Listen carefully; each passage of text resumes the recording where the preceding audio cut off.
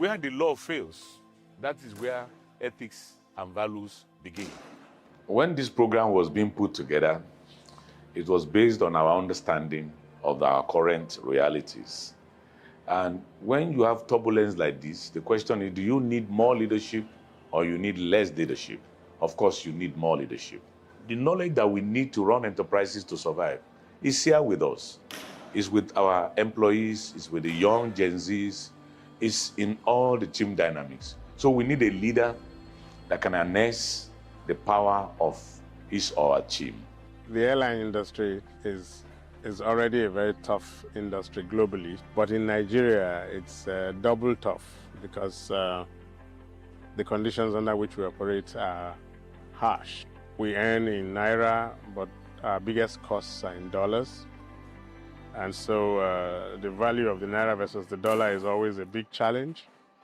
And so that in many ways amounted to the biggest challenge we had, or I have. So I look forward to this course to help me navigate through the current conditions in which we're doing business and hopefully translate into tangible strategies I can use to improve my company's business. 是的，我们也是有一些像面临着这种赖拉的贬值，经济现在相对而言不是这么好的情况下，然后我们怎样去能够把我们现有的资源整合在一起，然后有更大的这种竞争优势，我们也在思考这些问题。从提升自己优势开始。You know, we are into the agri sector. You know, each day we face thousands of issues, problems, evolving market conditions, volatile conditions out there. So we need to find a solution for each and every problem. You know, the buck stop at the CEO's office. But certainly the CEP course has really helped us. Those who come to facilitate us had a wealth of experience, passed through this ladder, their personal experience they shared with us. The intention of coming here is to see how best we can also, take lessons from all other players in the market and from the experience gathered from all the people coming to LBS and your case studies to see how we can use that to also transform the business. Prior to joining this program, a major challenge that I experienced as a CEO is, first of all, the management of data. And we, as registrars, we manage data of various kinds of investors. Secondly, coordination of the various stakeholders. And part of the topics that we've discussed is actually coordination. Very, very interesting to me. And I know that as I leave this place, it's going to help me coordinate the various stakeholders. I'm talking about the employees who I manage. I'm talking about the board of directors who supervise my activities. I'm talking about the regulators. I just started the program, and I will tell you that in this 1 week of intensive, a lot has changed in terms of my perspective to the job and the way I would handle some things going forward. I encourage every CEO to come and benefit from the CEP program. I already have a few key things I'm going to start doing.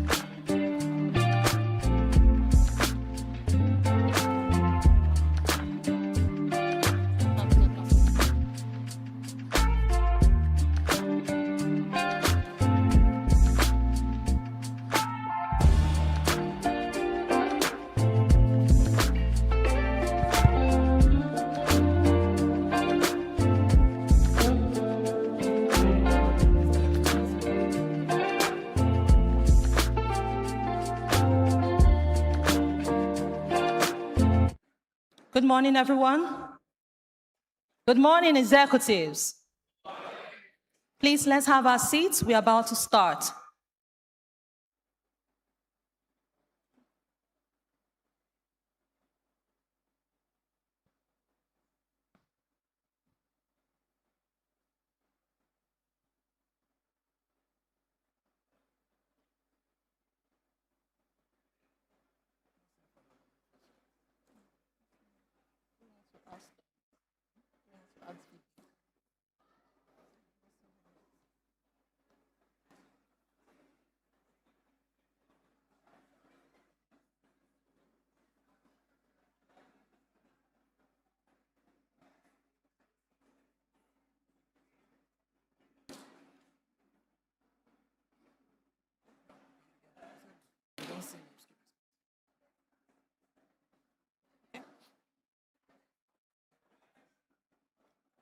Distinguished members of the Governing Council and management,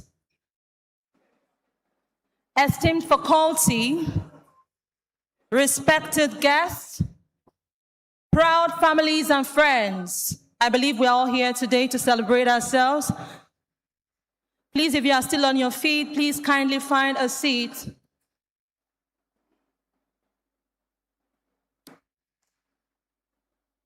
And above all, our graduating executives of the Lagos Business School, good morning. Welcome to the Executive Education Graduation Ceremony, July 2026. It is an honor to be your compere for today. I am Florence Dick, and anchoring with me today is Lawrence Omoge. We invite you to sit back, enjoy the celebration, and join us as we recognize excellence, as we celebrate achievements and mark the beginning of yet another exciting chapter in the lives of our graduates. To begin, please rise as we commence the ceremony with the national anthem, after which we will proceed with the Pan-Atlantic University anthem.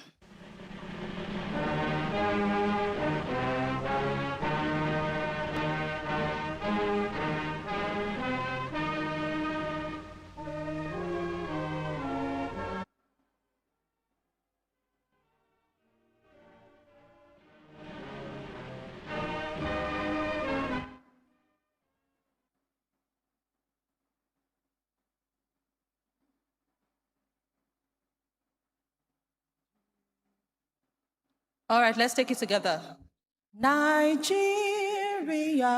we hail thee, our own and native land. No tribe and tongues may differ, in brotherhood we stand. Nigerians all are proud to serve our sovereign motherland.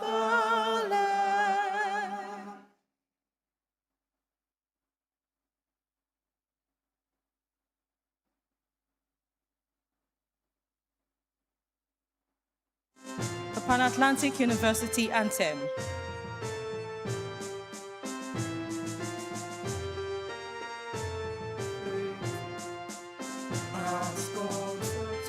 The whole world world in cheerful harmony, with freedom to follow our noble dream. We have respect for everyone and selfless service land, transmitting all we learn, working hard to reach our goal of wisdom, peace, and love. Thank you. Before we have our seat, we'd like to invite Reverend Father Boniface, the chaplain of Lagos Business School, to lead us in the opening prayer. Thank you.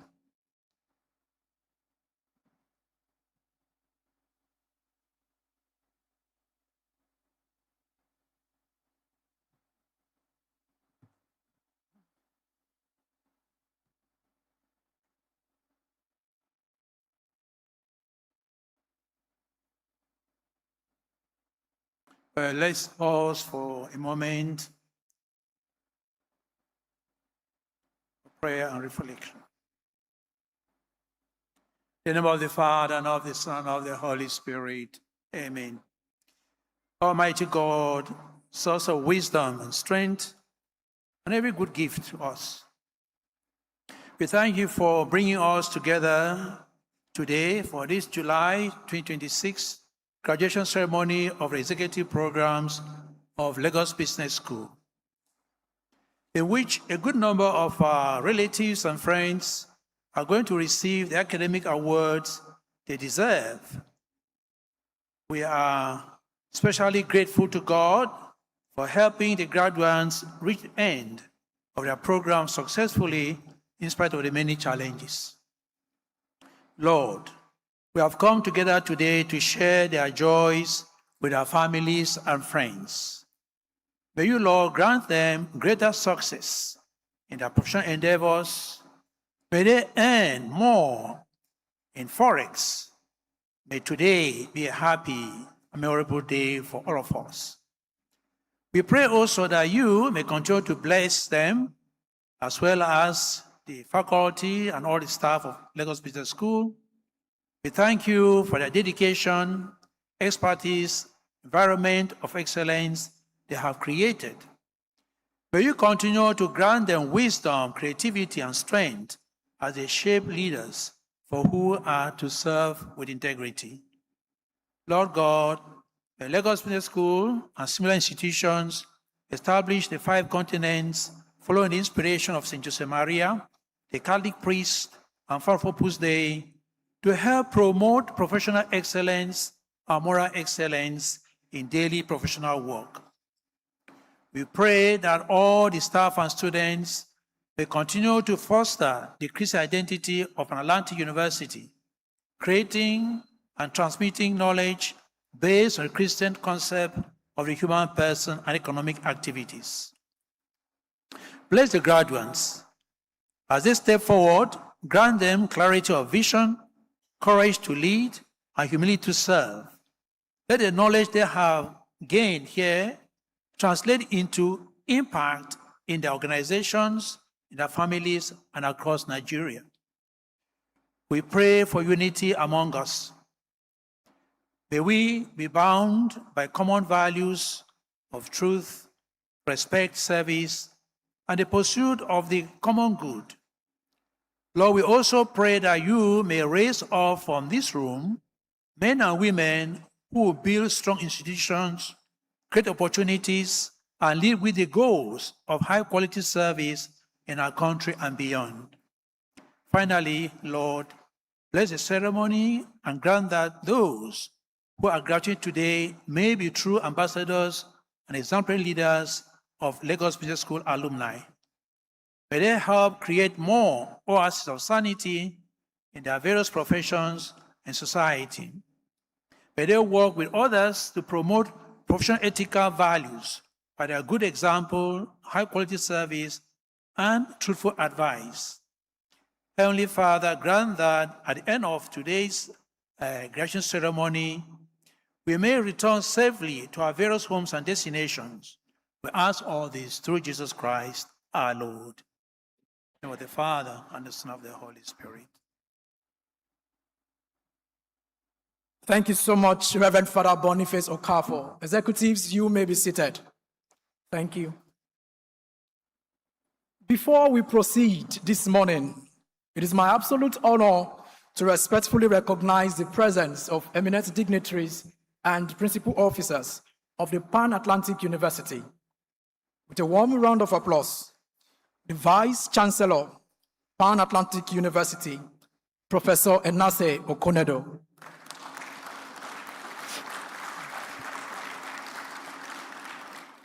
The Deputy Vice Chancellor, Academics, Pan-Atlantic University, Professor Uchenna Uzo.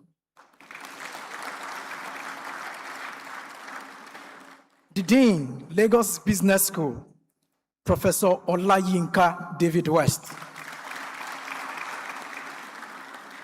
The newly elected president of the Lagos Business School Alumni Association, Mr. Valentine Okelu. Congratulations, sir. Our keynote speaker for today, the founder and the director of Lead Capital PLC, Prince Abimbola Olashore. The director of the executive education here at Lagos Business School, Mr. Victor Banjo MNI.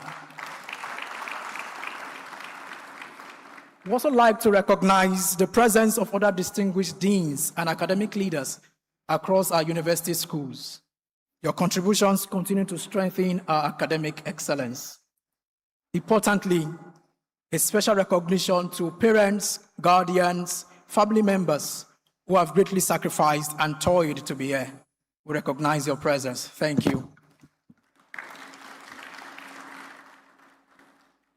Esteemed guests, every institution is ultimately defined by the quality of leadership it shapes its vision and safeguards its values.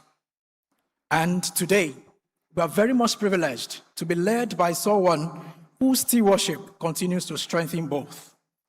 To formally commence today's ceremony, please join me as I respectfully recognize and invite the Vice Chancellor, Pan-Atlantic University, Professor Enase Okonedo, to deliver the opening remarks.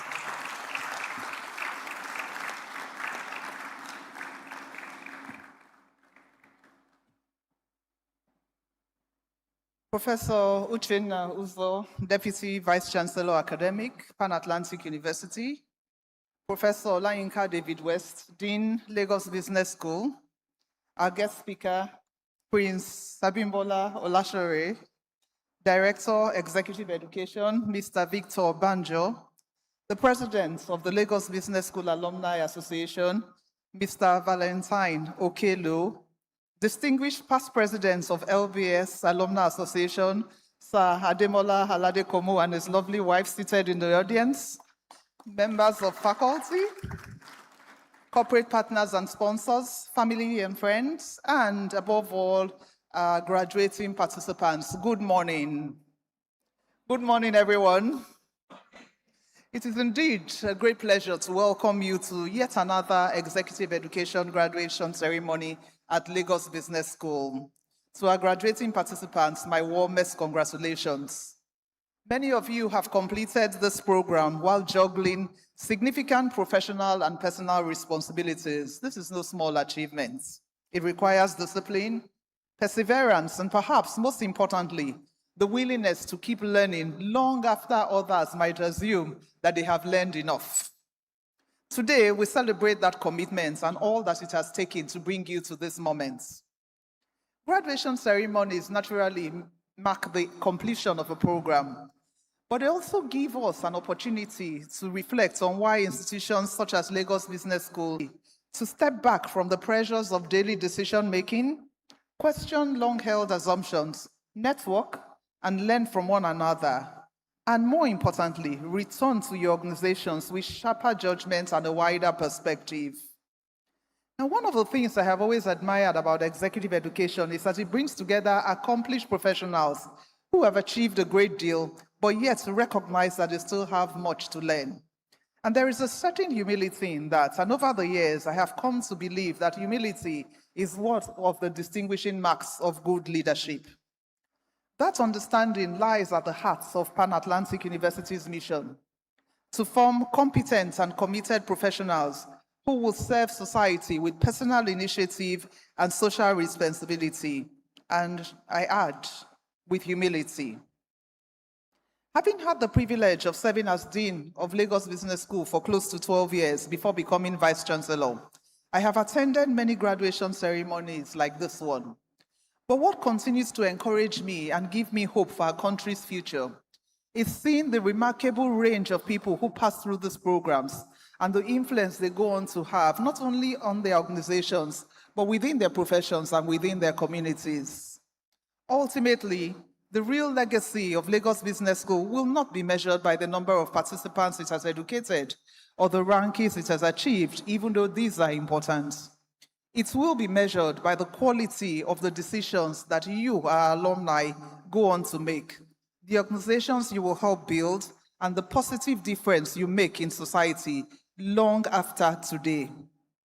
In June this year, the Governing Council of Pan-Atlantic University approved the university's strategic plan for 2027 to 2031.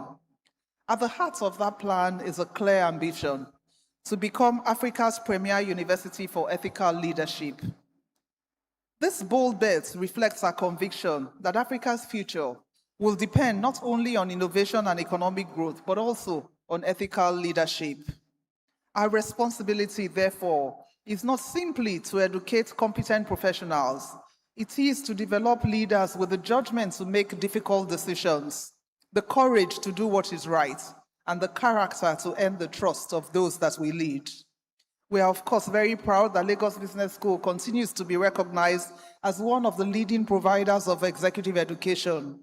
We are equally proud to celebrate another significant milestone this year as the school marks the 100th cohort of the Senior Management Program, a testament to its enduring relevance and impact across Nigeria and Africa. Today, we are delighted to welcome 344 graduates into a distinguished alumni community. Members of the alumni community continue to shape business, public service, entrepreneurship, and the social sector across our continent. To our graduates, thank you for choosing Lagos Business School as part of your leadership journey. We hope that today marks not the end of your relationship with the school, but the start of a lifelong connection with a community that's committed to excellence, integrity, ethical leadership, and service. Congratulations once again. Thank you and enjoy the rest of this memorable occasion. Please, one more time, let's give a resounding applause for Professor Enase. Thank you, Prof, for those profound and thought-provoking reflections.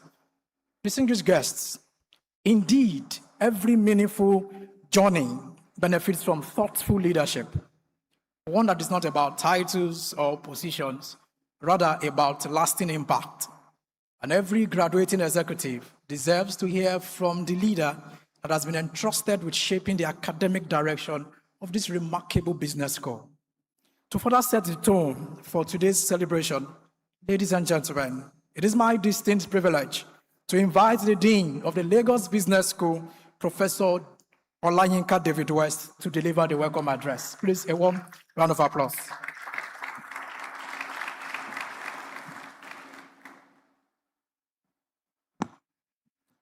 Good morning, Madam Vice Chancellor, Professor Enase Okonedo, Deputy Vice Chancellor, Professor Uchenna Uzo, our own esteemed LBSAA President, Mr. Valentine Okelu, and also past President and current student, Sir Ademola Aladekomo, and then our guest speaker, Prince Abimbola Olashore, AMP5,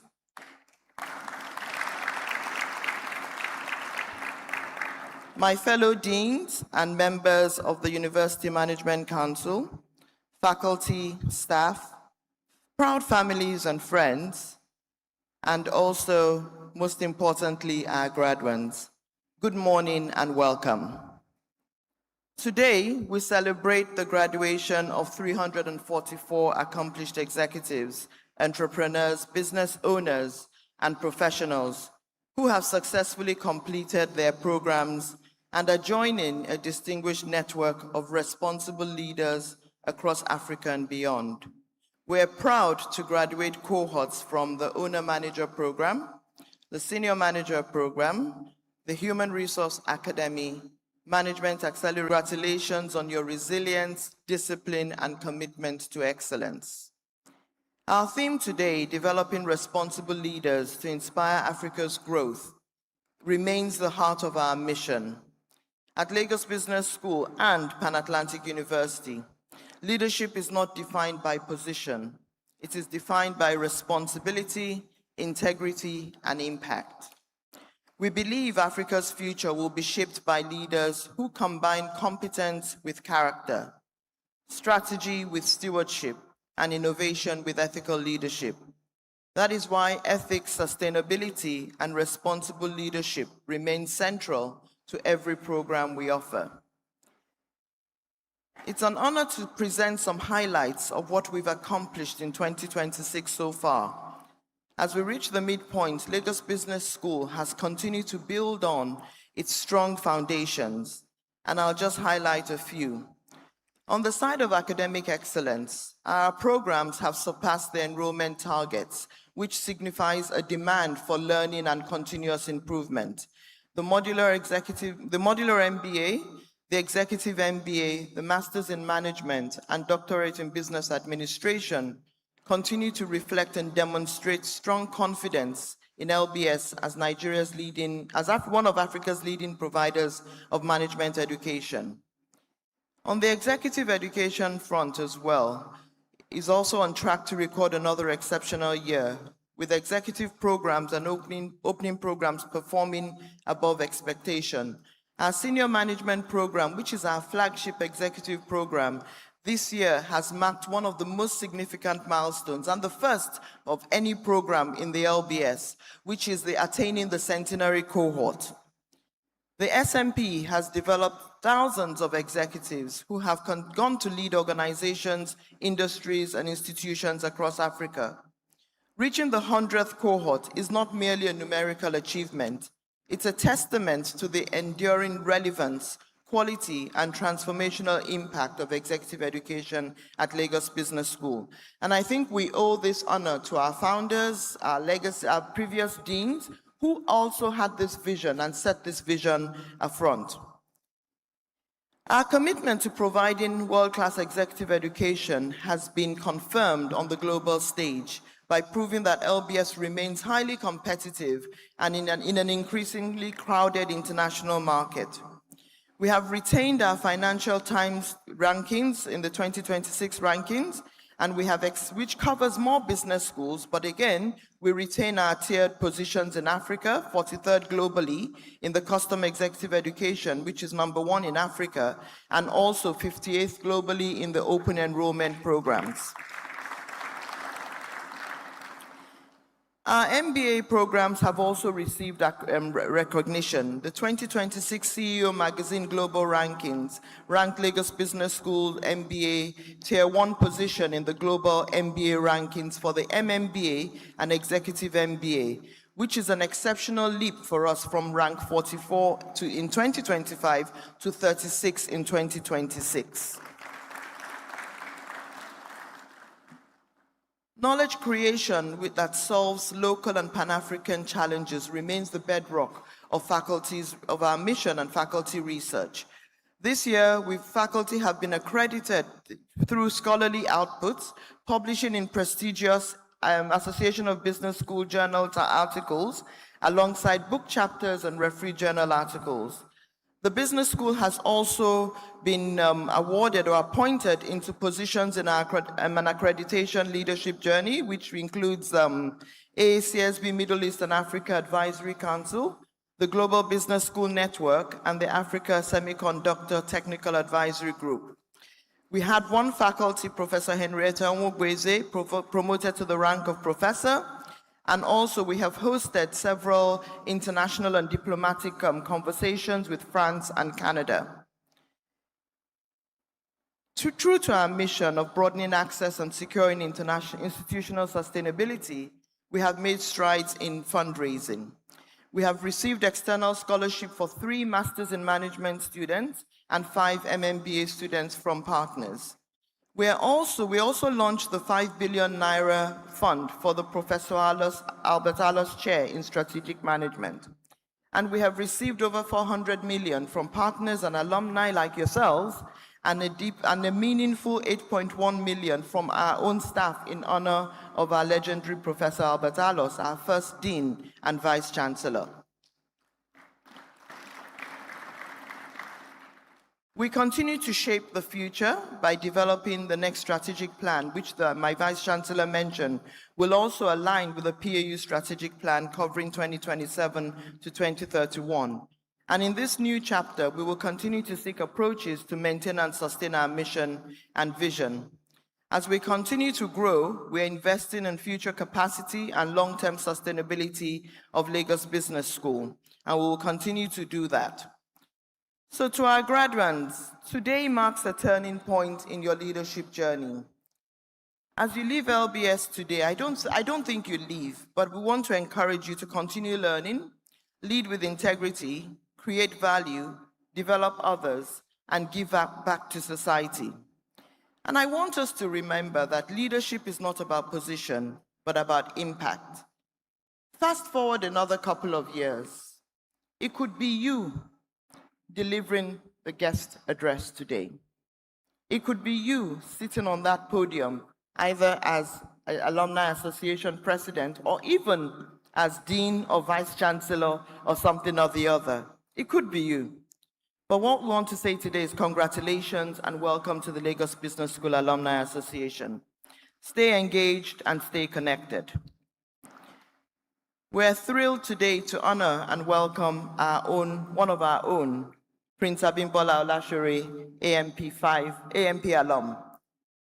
Prince Olashore is a distinguished investment banker, corporate strategist, entrepreneur, and business leader whose career spans banking, capital markets, investment management, corporate governance, and advisory services. His leadership journey, commitment to enterprise development, and contribution to economic growth embody the values we seek to instill in every Lagos Business School learner. Today's guest speaker is a reminder that the LBS experience does not end at graduation. The values, networks, and insights gained here remain to shape leaders along after they leave the classrooms. We look forward to benefiting from his insights and experience today. On behalf of the management and faculty and everybody at Lagos Business School, we congratulate you. But I also want us to give a resounding applause to our faculty, because without them, we wouldn't be able to transmit the learning that you have all gained. Thank you, colleagues. As we look forward to the future and embrace our journey to integrate and expand, we recognize that sustaining excellence and increasing our impact requires a collective effort. We therefore invite our alumni, corporate partners, foundations, and friends to partner with us through contributions, scholarships, the Professor Albert Allos Endowment Fund, and I'm sure our alumni president will also be able to share with you what else you can do with the school. We want to continue to ensure that Nigeria and African businesses are in global conversations, and that also includes case studies. So please, if you have interesting case studies, also bring them forward so we can document that. Together, we can integrate our strengths, expand our impact, and build the next chapter of Lagos Business School's journey across Nigeria, Africa, and the rest of the world. Once again, congratulations, and God bless you.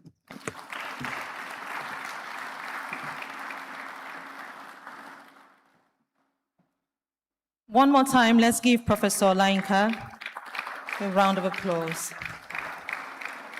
Thank you, Professor Olainka.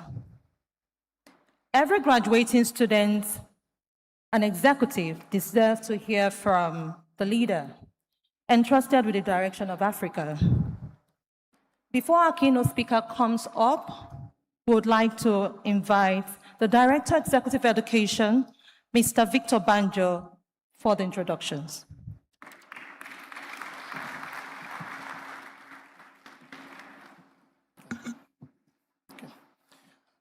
Prince Olashore, may I please ask you to rise? Prince Olashore. Please, can you please rise? Ladies and gentlemen, I present to you our keynote speaker, Prince Abimbola Olashore. He's an engineering graduate of the University of All England, and as has been said today, he's an alumnus of the Lagos Business School Advanced Management Program, Cohort 5. That was actually well over 30 years ago. He's a seasoned investment banker and has built an accomplished career spanning several decades with extensive expertise in capital markets, financial advisory across both the public and private sectors. He holds fellowship in several prestigious professional bodies, including Fellowship of the Chartered Insurance Institute of Taxation of Nigeria, Institute of Chartered Accountants of Nigeria, Chartered Institute of Bankers of Nigeria, Academy of Entrepreneurial Studies, Chartered Institute of Directors Nigeria, and also the Fellowship of the Association of Investment Advisors and Portfolio Managers. He began his professional career at Deloitte in 1987, where he completed his accounting articles and qualified as a chartered accountant in 1990. In 1991, he joined Lead Bank as an assistant manager in the capital markets department and rose rapidly within the institution, and he was appointed to the board in 1993.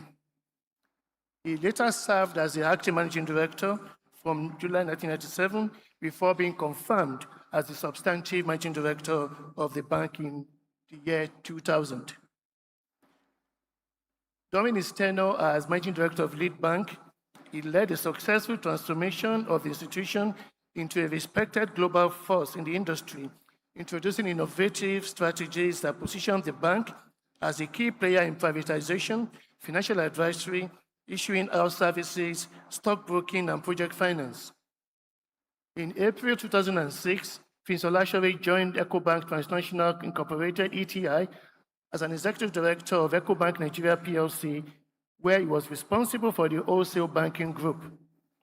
He played a leading role in expanding the bank's investment banking footprint across Africa through EcoBank Development Corporation, EDC, strengthening its position in the continental financial services landscape. He was appointed Chief Executive Officer of Lead Capital PLC in July 2007, where he transformed the firm into a full-fledged investment banking group with subsidiaries in stockbroking, asset management, and advisory services.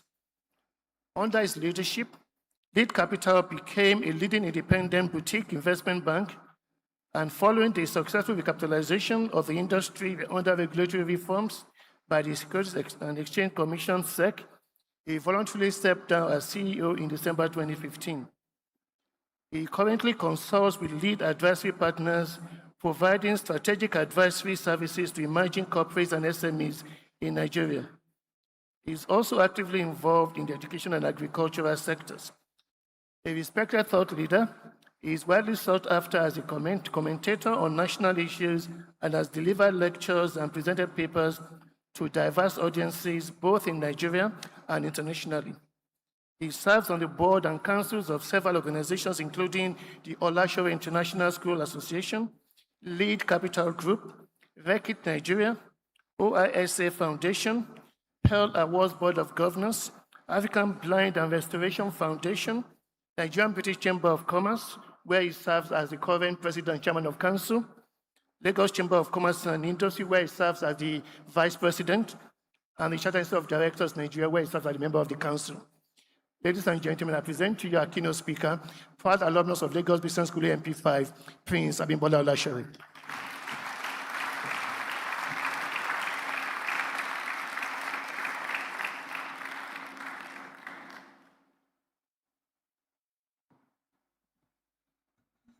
Thank you very much, and good morning. Distinguished Vice Chancellor, Professor Enase Okonedo, the Deputy Vice Chancellor, members of the Governing Council, Dean Professor Olayinka David West, the President of the Alumni Association, and for me, it gives me great pleasure to also recognize the past President of the Alumni Association, Sir Aladekomo, and I think I served with him on that body when he was President. Esteemed faculty members, graduating executives, ladies and gentlemen. It is indeed an honor and a deeply personal privilege to stand before you today. Returning to Lagos Business School is not just a ceremonial moment for me, it's a reflective one.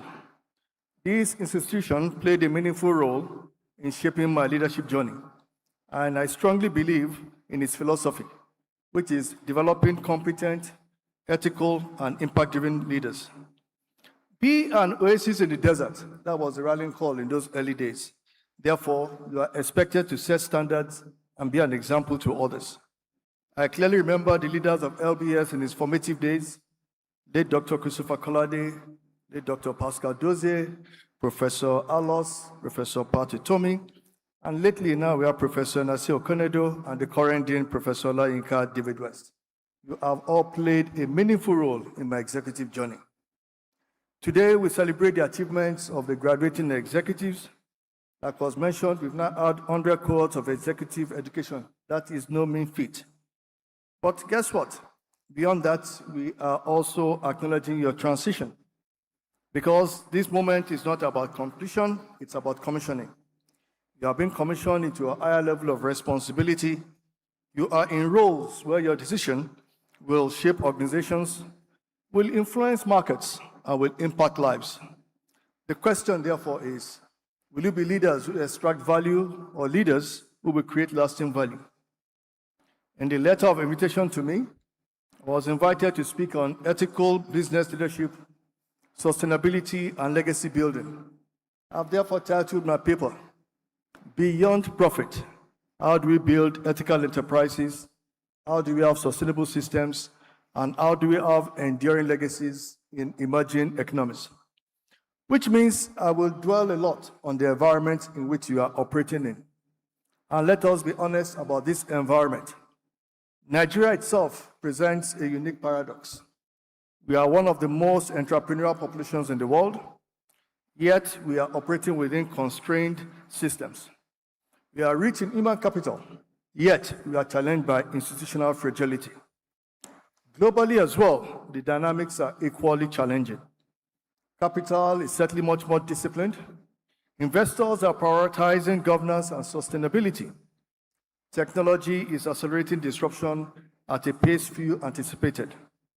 The global institutions that give rules and dispute resolution mechanisms among nations are being marginalized, and nations are therefore resorting to bilateral agreements between nations and regions and economic blocs.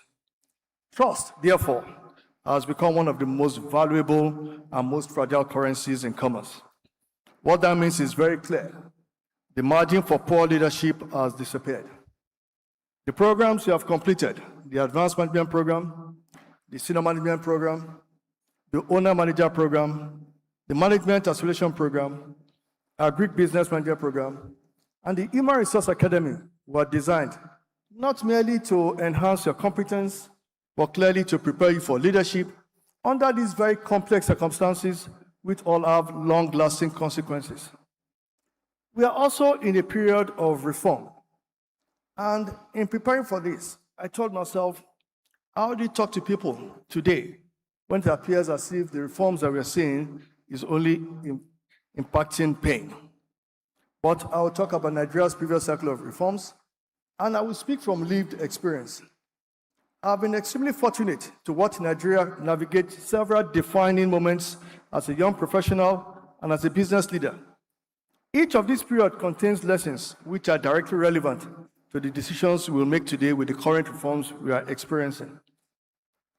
I came of age professionally in the era of Nigeria's Structural Adjustment Program, introduced in 1986 under the military government of General Babangida. The Structural Adjustment Program was bold in ambition.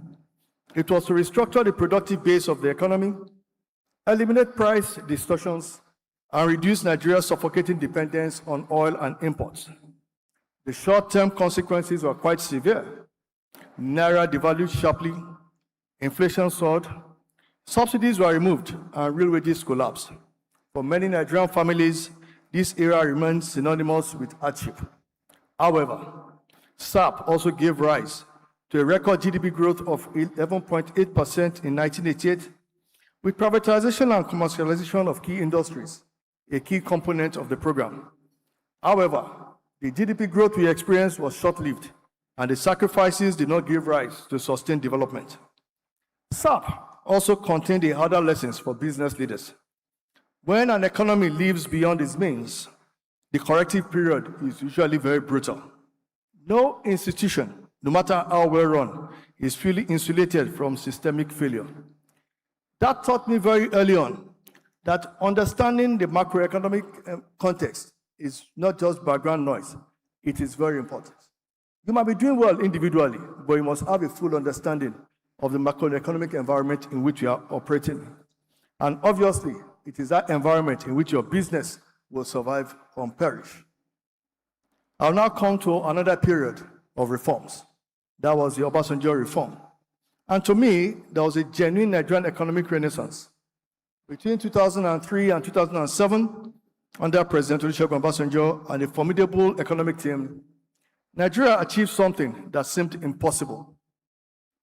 The Minister of Finance, Okonjo-Iweala, led one of the most consequential negotiations in Nigeria's post-independence history, a Paris Club debt relief that eliminated approximately $30 billion of Nigeria's external debt, and $12 billion was paid off by Nigeria. It was a watershed moment. The administration also added to debt relief some form of structural reform. We drove macroeconomic stability, and with privatization, excess crude accounts, which introduced fiscal discipline tied to up fluctuations, and the CBN's banking sector consolidation, which reduced banks to 25 through forced measures and recapitalization, created far stronger institutions. GDP growth again, roughly averaged 7% during this period. The mood, briefly, was one of transformation. And I clearly remember that period, that early 2000, where we now felt that, yes, Nigeria should be on a path of sustained growth. But still, sustained and structural economic transformation did not follow. Both SAP and the Obasanjo reforms achieved very important short-term stabilization, but without producing the durable, diversified, and inclusive growth that Nigeria needed. And the question is why? Because policy reforms, however sound, cannot substitute for the institutional depth, private sector leadership, and governance culture that must be built over decades. And that is where you come in. And I think that is the role in which the Lagos Business School is trying to instill in business leaders. So where are we today? We also have the Tinubu reforms. Bold medicine, and clearly with its own discontents. We are also in a period of significant economic reform. The administration has undertaken a series of radical economic adjustments. Removal of decades-old petroleum subsidy, unification of the foreign exchange window, sweeping tax reform, and fiscal restructuring of local government revenues. The results are clearly measurable. Government revenues has increased significantly. Foreign exchange reserves are risen above $50 billion. Crude oil production has improved following a crackdown on oil theft. And the stock market has posted gains that we've not seen in decades. And guess what? International institutions have broadly welcomed this direction of travel, and they are clearly investing in our market. But the cost to ordinary Nigerians in the short term has been very acute. Inflation, rising cost of living, pressure on household incomes. The policy may be correct, but the pain is real. History, once again, is delivering its familiar lessons. Economic reforms can create conditions, but it does not create the outcomes that will be felt by individuals. Outcomes are created by leaders. They are created in boardrooms, they are created in government, and in institutions like Lagos Business School that are providing leaders who will build ethical, sustainable enterprises that will translate this macroeconomic progress into human prosperity. That, indeed, is the charge that you are facing. You cannot wait for the environment to be perfect, but you have to build despite that and because of this environment. Which now brings us to what I was told to talk about, and that brings us to the foundation of what you need to do. And it's the foundation under which LBS was built. And the most important critical pillar is what? Ethics and ethical behavior. I was one of those lucky Nigerians. I had my secondary school education at St. Gregory's College here in Lagos, when the school was under the ownership of the Catholic Church at the beginning, and therefore we were imbibed with very strong moral bias. I also got trained at Deloitte, an international global accounting firm, where I trained as an accountant. And as an accountant, the motto was quite clear: accuracy and integrity. I followed it up with business education, with Lagos Business School, with various leadership programs. And one thing became clear: you must build on what? Your reputation. You must have boundaries you must not cross. Because your reputation compounds faster than profit. But guess what? It will collapse even faster when you lose it. Ethical leadership is not about policies or compliance frameworks. It's about judgment. It's about restraint. It's about consistency of character, especially under pressure. It is what you do when no one is watching and when shortcut is readily available. And I'll talk about a case study, and I'll talk about the global financial crisis and the Nigerian banking crisis. A leadership failure in 2 acts. The 2008 financial crisis and the Nigerian banking crisis of 2009 are at their core the same story in 2 geographies. In 2008, global institutions collapsed.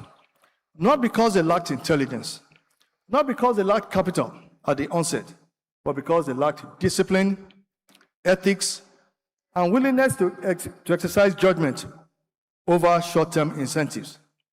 The warning signs were there. Risk exposure was building across structured finance products that few fully understood. Governance frameworks were weak. Performance was rewarded without accountability. And leadership and institutional and regulatory failures failed to act with the restraint the moment required. And the consequences were there. Millions of jobs were lost, trillions of dollars lost from global markets, and a generation's trust in financial institutions were fundamentally eroded. A year later, Nigeria experienced its own version. The triggers were very familiar: insider trading, poor risk management, regulatory forbearance, and a culture in which growth metrics obscured ethical decay. The central bank was ultimately forced to intervene decisively to stabilize the system. What were the lessons from that period? Both crises, they were inevitable. Both were a result of a cascade of individual and institutional choices. Each one seemingly small, each one defensible in isolation, but collectively it was quite catastrophic. That is precisely what poor management judgment looks like in practice. It is never one single dramatic failure, but a series of incremental ethical compromises that, compounded over time, produces institutional collapse. Whether in New York, whether in London, or whether in Lagos, the principles still hold. Strong institutions are not built on intelligence alone. They are built on integrity. Where ethics is compromised, sustainability becomes impossible every single time. So the word now becomes sustainability. And therefore, how do you build businesses that make the world a better place that you found it? That is clearly what sustainability is all about. Because it appears to be one of the most misunderstood concepts in contemporary business. It's not about CSR. It's not tree planting. It's not end-of-year donation or a press release about carbon credits. They all have their place, but they are not sustainability. Sustainability is the commitment to build something that when you are gone, leaves the business, the ecosystem, and the community in a better condition than when you arrived. It encompasses 3 dimensions that work together: business sustainability. Can the organization that you are leading outlast its current leadership? Can it survive shocks? Can it survive leadership transitions and market disruptions? Does it have the governance systems and the culture to endure? You must look at the environmental and social sustainability. Does this business extract more from its operating environment than it returns? Or does it actively improve the ecosystems, ecological, social, and institutional within which it operates? And finally, it must have generational sustainability. Are you building something you'll be proud to hand over? Are you building something a future generation of leaders can inherit, build upon, and be accountable to? Which brings us to legacy, because sustainability must end with legacy. How do you go from success to significance, which is the ultimate measure of leadership? Success might be personal, and indeed it is personal. but legacy is clearly institutional. Many professionals build successful careers, but fewer still build institutions that endure beyond them. Legacy is not about plaques or headlines. It's about systems that will outlast individuals, values that will guide future leaders who have never met you, structures that will sustain performance long after you have moved on. And I must give my own personal reflection in which I'm involved in building institutions that will outlive leadership. In my own journey from the formative years at St. Gregory's College, we'll be 100 years old in 2 years' time. We were formed in 1928. And later at Deloitte, again, and a global institution. And I must say this, I learned more about sustainability at board positions at UAC Group, which predates Nigeria. And currently, as the Deputy President at Lagos Chamber of Commerce, that was formed in 1888. To me, sitting in those buildings of those companies and listening to current leadership, when they now trace the history of how they have survived, starting before Nigeria was formed, they survived First World War, Second World War. They also survived being our independence. They survived so many things. And you start learning the threads of what makes a company survive through generations. And for me, the building of Lead Bank, for which I took over from my father as chief executive, and also at Lead Capital, where, as has earlier been said, it was a firm I was very active in promoting, but also walked away over 10 years ago because I felt unbelieving that the key of success is my ability to walk away and the business shall continue to thrive. And I must thank the current leadership. They are doing much better than I ever did when I was running it. And for me, it's also being a trustee of OISA Foundation, which I'll talk about, and being involved in at least 10 institutions at leadership level. And I said, there is a consistent thread I'll talk about. And the key will be, how do we build institutions that will outlive the people who build them? At Lead Capital, success was never defined by growth. I remember those early conversations. We are more concerned about sustainability, governance, and continuity. And the true test of institutional health is not performance under its founding leadership. It is a performance after the founding leadership. It is a performance, and you ask yourself, what will happen when I'm no longer driving every decision daily? That's what legacy looks like. The OISA Foundation carries this same principle into philanthropic space. It was founded to preserve and extend the legacy of my father, Obaladile Lashore, a man of extraordinary vision and commitment to education. The foundation is dedicated to advancing quality education and mental health support for adolescent Nigerians, particularly those from underprivileged communities. And you might not know, I must thank the Lagos Business School for partnering with us. And at the beginning, we used to have conferences here in this hall, where we used to bring people in and we talk about mental health, well before it became such a topical issue today.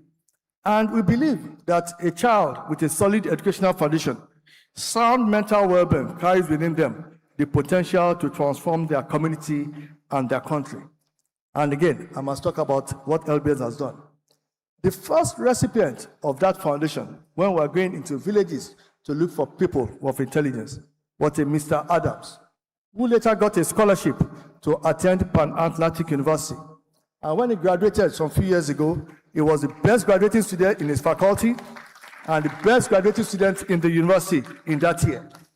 Subsequent recipients have also gone ahead to global institutions, and they're doing very well. That, to me, is legacy work. I'm usually more proud of those recipients of those scholarships. I talk more about them than those that are graduates of the school who come from privileged background.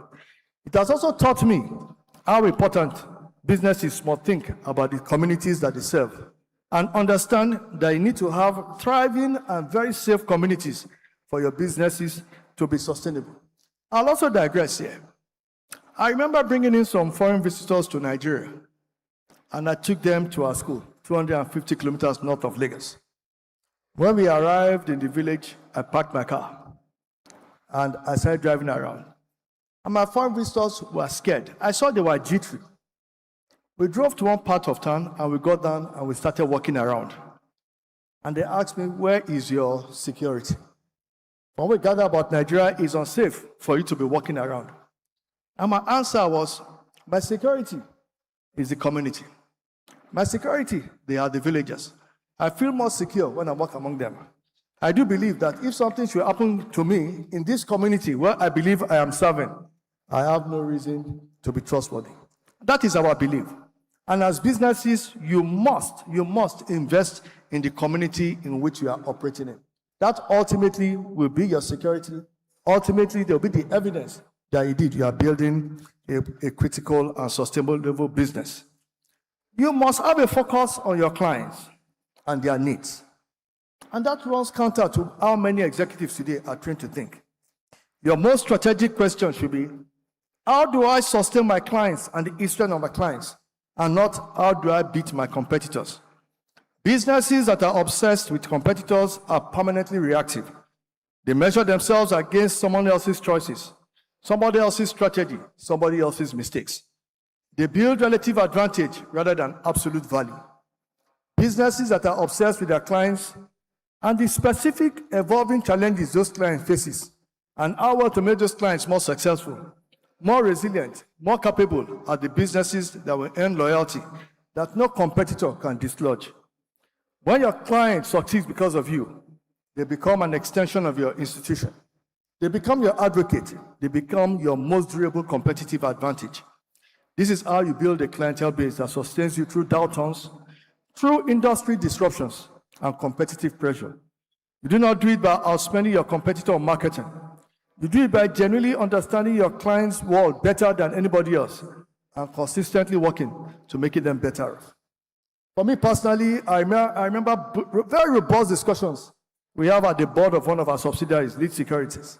The question is always, do we focus on proprietary trading book, which is trading on our own account and therefore building more profitability, or focus on executing trades and executing transactions for our clients?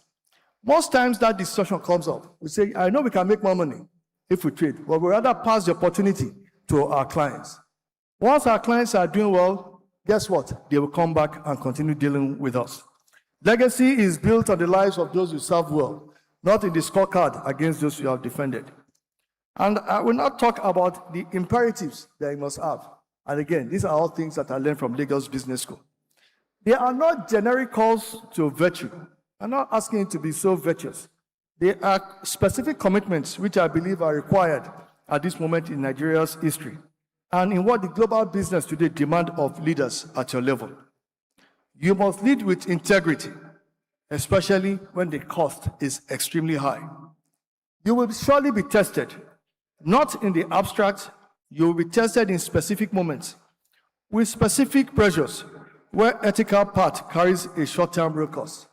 I was in a conversation with the dean before I came in which when I was here, it was always ethics, ethics. And I did ask her, please, can you tell me how you teach ethics and ethical behavior in the Nigeria of today? I'd like to know how you really communicate it, especially when you are surrounded in an environment that keeps on rewarding short-term opportunities and there appears to be no consequences for bad behavior. But what has experience taught us? Every compromise decision is a deferred crisis. The leader who bends once will bend again. Each compromise weakens the institutional muscle that makes future integrity possible. Choose the other right over the easier wrong, not once, but consistently until it becomes the culture. You must build for resilience, not just for growth. Remember my thread, we've always had reforms, but it has not been sustainable. Therefore, you must build for what? Resilience. Because we focus only on growth, when things reverse, how do you survive? Growth is very visible. It shows up in your headlines and your quarterly reports. Resilience is invisible until when it is needed. Then at that point in time, resilience is everything. As you build and plan for growth, you must answer these questions. Can this organization survive a leadership transition? Can it absorb an economic shock without losing its values? How do I build systems and people, or how do I build dependence outside myself? The Nigerian operating environment will test your resilience regularly. It is not a threat. It is a design feature of our environment. It's as if they will always test you. Therefore, you must build accordingly in spite of the environment. You must think in generations and not in tenure. The greatest institutions in the world were not built in a single leadership tenure. They were built across generations, with each cohort of leaders contributing layers to the foundation. Ask yourself, what am I doing to this institution that was not there before? What will remain after I move on? Not just assets or revenues. What are the systems? What is the culture? What are the talents? And what are the values? Do not build for your next promotion. Build for the next generation of leaders who will inherit what you leave behind. You must hold your ambition accountable to responsibility. And that is what is personally most demanding of all the points. As you rise, your decisions will carry greater weight. The scale of impact on employees, communities, partners, and the public will grow with your authority.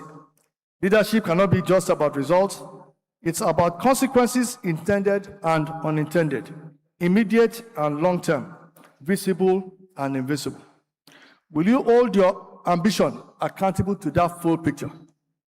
Ask not just what will this achieve, but what will bear the cost if I'm wrong. And at a point down the road, people will ask, this is your ambition, where has it taken you and where has it led the organization? And I must now talk to entrepreneurs. Because in most cases, we have people who are already in structured businesses, so it's very easy to guide.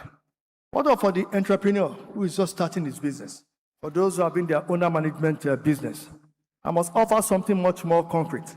They've heard all the speeches, and they want to survive and thrive in this ever harsh business environment.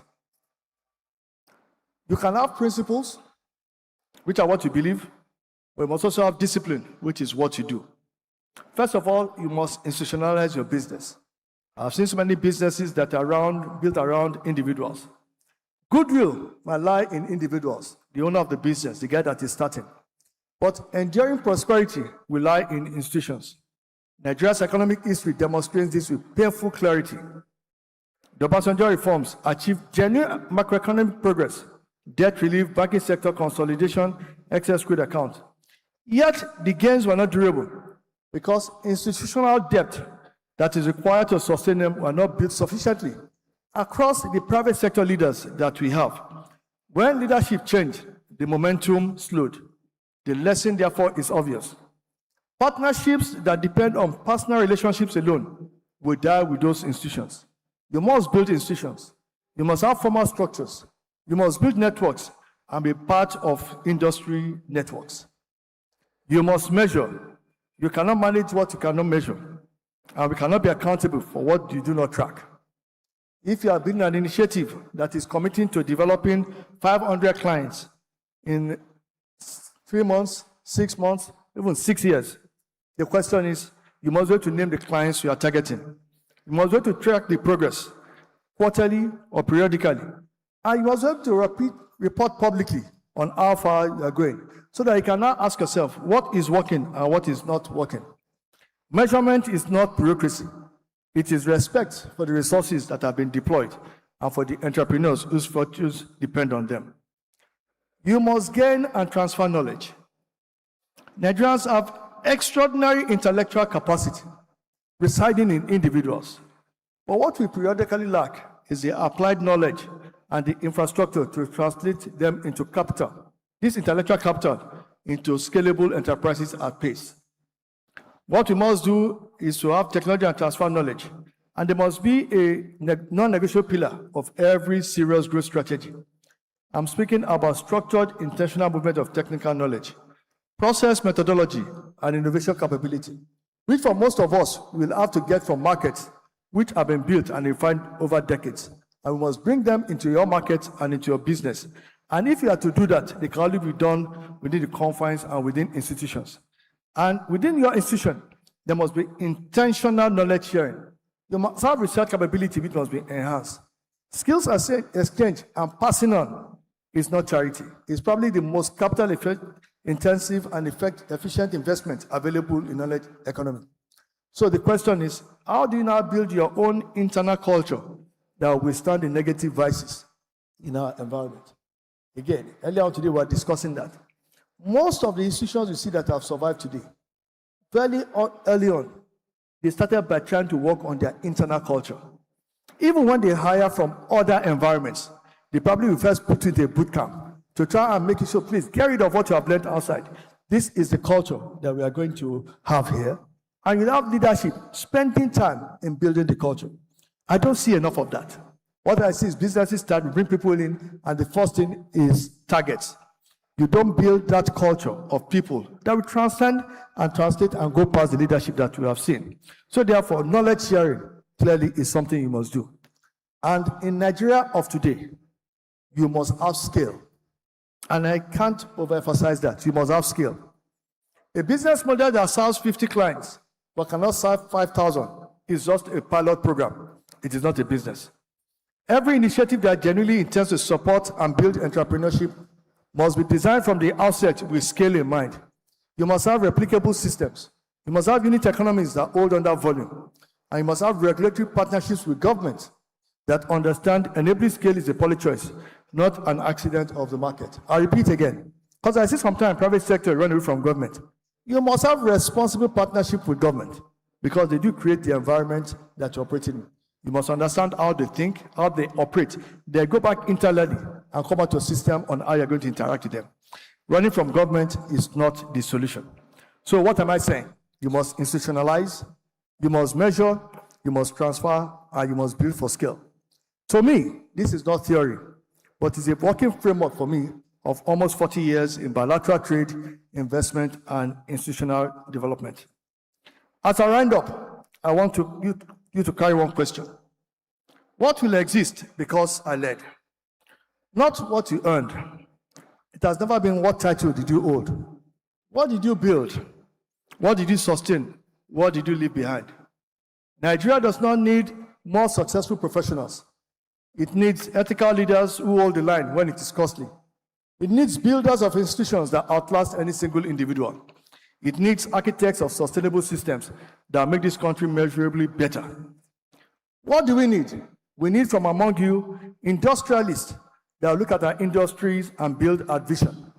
We need those that replicate what Dangote Group is doing. And what are they doing? They are looking at long-term capital investment over short-term returns. They are looking at control of value chains to reduce external vulnerability. They are looking at commitment to local production that displaces imports and creates employment. These are not short-term plays. But I keep on telling people, what he has done is not rocket science. The question is just that discipline to have a long-term focus on this environment and they believe in the environment that you are building it. And they do require patience. They require conviction. And they require execution discipline across business circles. And I've said this, Nigeria will test you. But what will happen is, as a result of that, you'll have business model that contributes not just to shareholder value, but to national economic resilience. And I keep on repeating, I'll use him as an example. And you can see, he has replicated it across different industries. And anytime you see him saying he's going to go to another industry, all of us know for sure that something is going to happen there. Agada is going into power. What does that tell you? I'm sure something will happen in power. And if you know something will happen in power, what I have to do as a business is start planning for when this power will be fixed. And therefore, start positioning yourself. And to me, that is what sustainable industrial leadership looks like. I'll also tell you, how do you also build with innovation and with governance in mind? Our fintech industry has built scalable fintech infrastructure across multiple African markets and have attracted global institutional growth. I think that industry represents the extraordinary dynamism of Nigeria's technology ecosystem and has also demonstrated the resilience of our young ones. I see a firm like Flutterwave that was built by a Nigerian, all within Nigeria, with all the constraints and all the issues we talk about. But that does not mean they have not faced governance scrutiny, regulatory pressure, and reputation management challenges. Therefore, to me, the question is not about Flutterwave specifically, it's about the principle. Innovation without governance will create fragility. Speed without structure will create vulnerability. And when fragility means regulatory operational pressure, growth can unravel faster. What that means, even within our system, a lot can be done. Sustainable businesses are not merely innovative. They must be innovative and also be governed. They must be creative and also be disciplined. They must be ambitious, but they must also be accountable. I cannot end this talk without talking about a football analogy. If you are not an Arsenal supporter, you can still learn from the Arsenal way of doing things. Their sporting triumph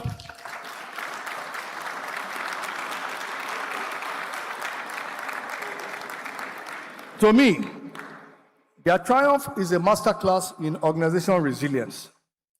They did not panic when they missed their title in earlier seasons. They did not chase short-term wins. They blocked out all the noise. And when people said they would always face, they trusted the process. They adapted when key players were injured. And at the end of the day, they won. To me, this has direct parallel to how we must build businesses in Nigeria and also in life. Nigeria and Nigerians are globally renowned for unmatched capacity for resilience, creativity, and also under pressure. From Lekki startups navigating power failures and dollar scarcity to the Alaba market trader managing supply chain disruptions, Nigerians innovate in face of constraint. So, since we know we have what it takes, what do we need to do? And I say, please follow the Arsenal blueprint. Trust the rebuilding process. Steady progress outlasts short-term hype. Build your internal structures. Learn from losses. Lay true groundwork for something that lasts long. Ignore the noise. Nigeria has no shortage of doubters and doomsayers. Negative news are easily shared across social media. Therefore, you yourself will stop believing that you can make it. Tune them out. Focus on your metrics. Focus on your people. Focus on your systems and keep on building. You must adapt and overcome. When faced with fluctuating exchange rates, logistical bottlenecks, power grid failures, you must pivot, you must innovate, and you must find a way. This is not optional, it is survival. You must hold on to a long-term vision. Arsenal did not win by reacting to every headline. Neither should you. Define your destination and stay the course. The lesson is simple but profound. Long-term vision, unwavering resilience, and the discipline to ignore the doubters, they are leadership principles, and they are exactly what Nigeria's next generation of business leaders, those of you that are in this room, these are things you must embody. Nigeria's own potential and your potential will be realized the same way. So I'll tell the graduating class of today, 344 of you, please go forward and build with integrity, with discipline, with long-term vision, and with a deep and genuine commitment to the people that you serve. The true measure of leadership is not what you gain, but what endures because of you. Once again, thank you very much for listening.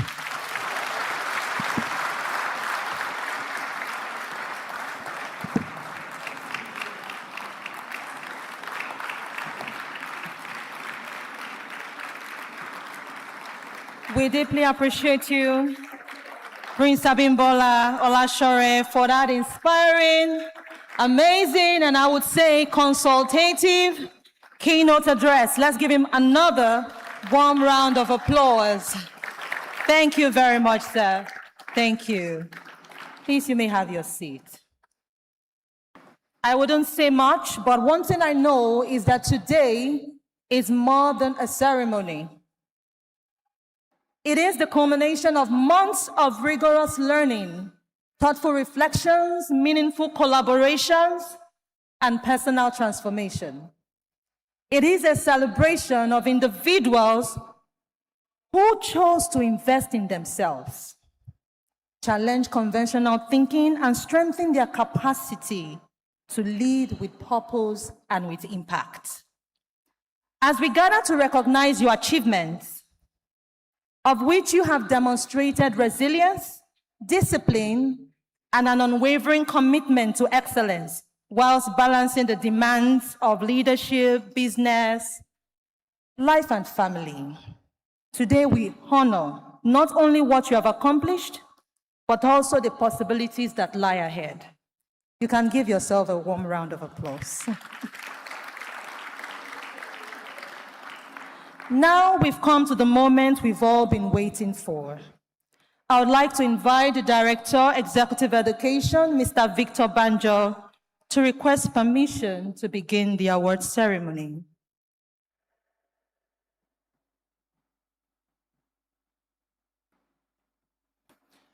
The Vice Chancellor of Pan Atlantic University, Professor Inase Kwenedo, I, Victor Banjo, Director of Executive Education at the Lagos Business School and Atlantic University, hereby confirm that the executive participants seated in this auditorium have met the prescribed criteria for the award of certificates of completion in the following programs: the Owner Manager Program, OMP, Senior Management Program, SMP, Management Acceleration Program, MAP, Agribusiness Management Program, AGMP, and the Human Resources Academy. Our esteemed Vice Chancellor, your permission is hereby requested.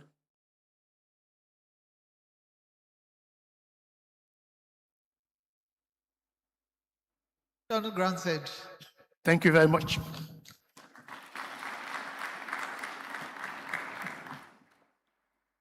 We kindly request the attention of all academic directors for the awards of certificates. Now we begin.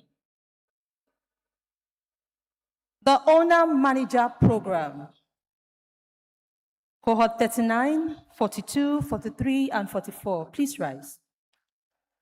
As we invite Professor Henrietta Onweguzie, the academic director, to the stage. Let's give her a warm round of applause as she comes.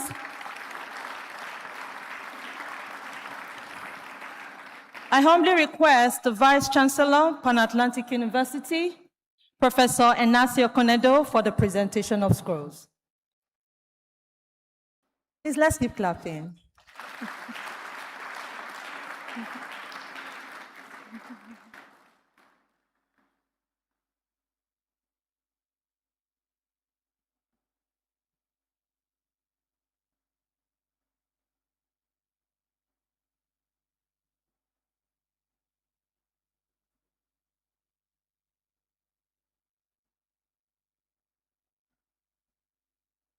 Standing on all protocols, I'd like to invite the graduates of the Owner Manager Program to please line up and be called.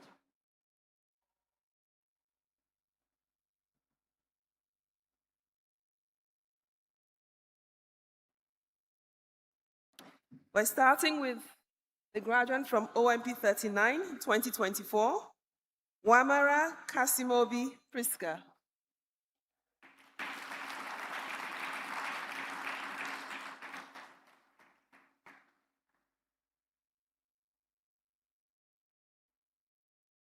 From OMP 42 in 2025, we have Briggs Amelda Oluba.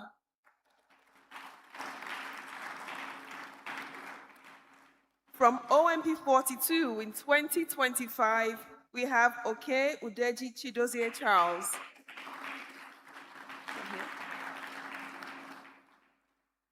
From OMP 42 in 2025, we have Sonwolu Babatunde Olumide.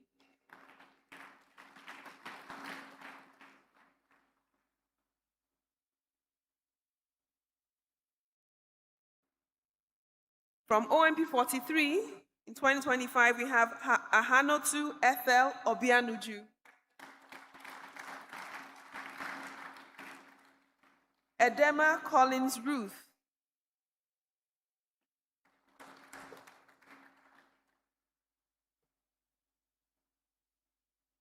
Okoro David. Onwu Shorebu Edwin Tochukwu. Osiegbu Ogechukwu Kama. Pius Rhoda Tarinabo.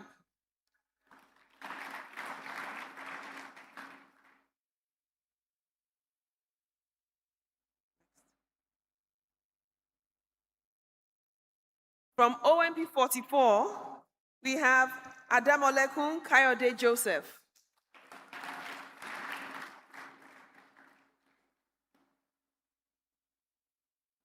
Adenle Ademilola Precious. Ala Dekomo Adetoni Temitayo. Anthony Vivian Chidima. Apampa Serifat Oloruntoyin.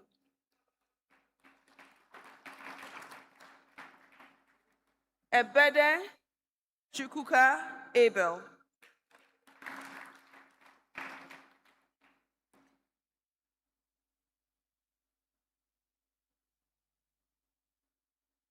Eluma Samuel Godwin.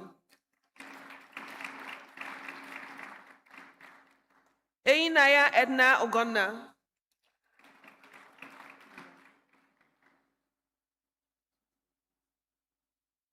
Payomi Adewale James.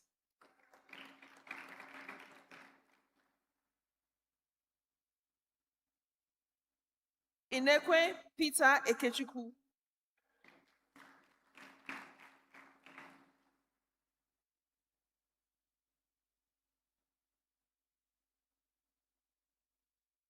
Junaid Suleiman Sani. Congratulations.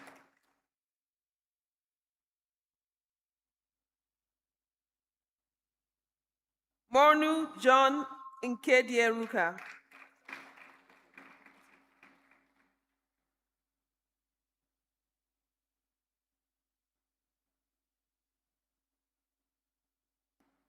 Moloku Odinaka Prosper.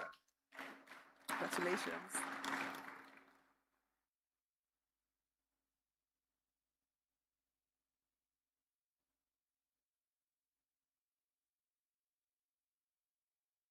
Obianojo Chidima Cynthia.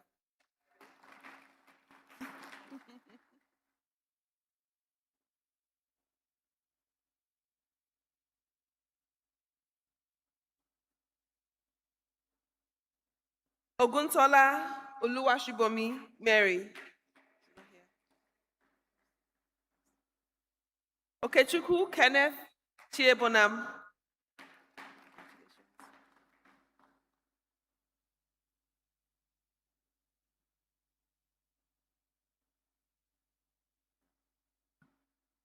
Okonkwo Anwulika Chikwindalin.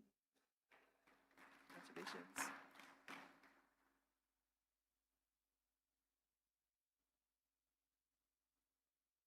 Okoroji Peter Clever Ikena.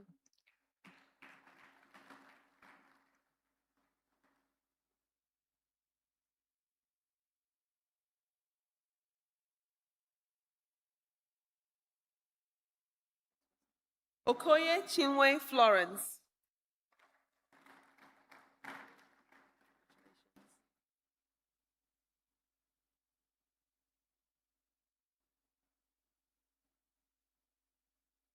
Okoye Emeka Christian.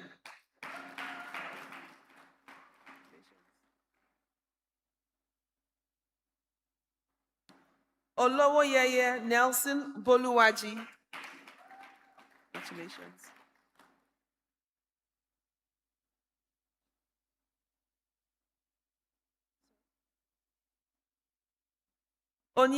Onyanya Uchenna Cosmos.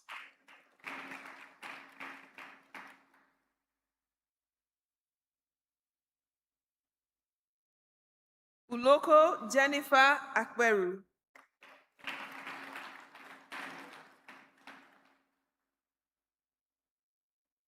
Zedoni Enaharo Anthony.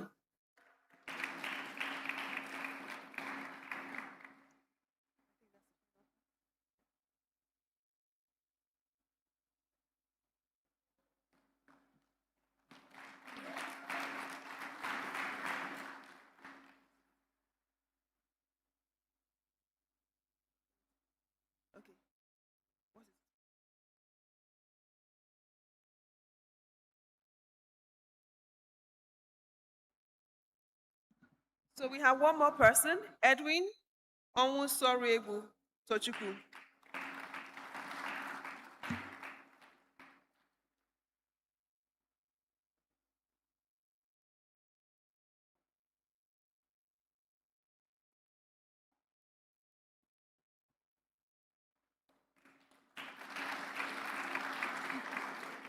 Thank you, Professor Inase. Thank you, Professor Henrietta. Congratulations, Owner Manager Program Executives once more. Would like to invite Dr. Richmond Okafor, representing the Academic Director for the Senior Management Program, Professor Nkemdele. Senior Management Program Executives, Cohort 97, please rise. Would like to invite our Deputy Vice Chancellor Academics, Pan-Atlantic University, Professor Uchenna Uzo, for the presentation of scores.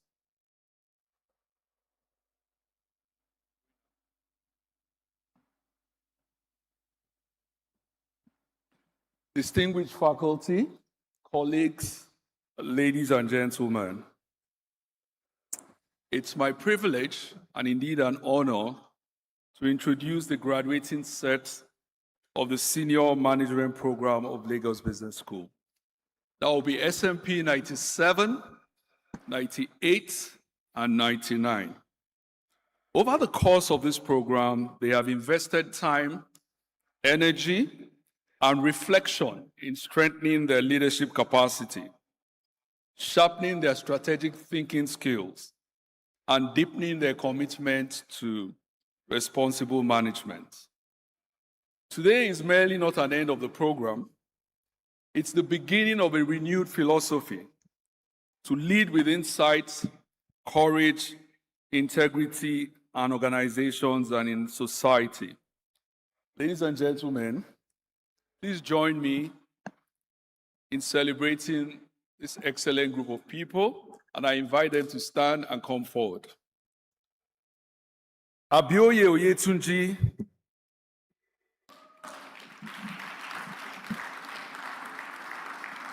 Abolaji Victor Ladoe, Abraham Ayokumi Abiodun, Adano Tony, Adediji Timothy Olamuyiwa, Adekoya Adeyinka Olani, Adeniro Yunus, Adepoju Adeniro Adeni,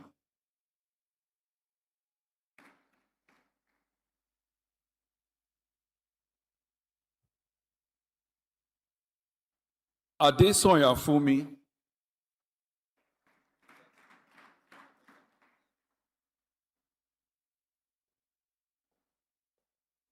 Adeyemi Samuel Oluwatimileyin, Aguchidera Onyeka,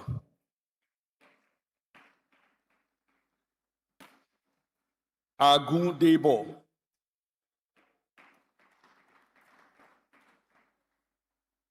Ajibola Aderonke Adeola,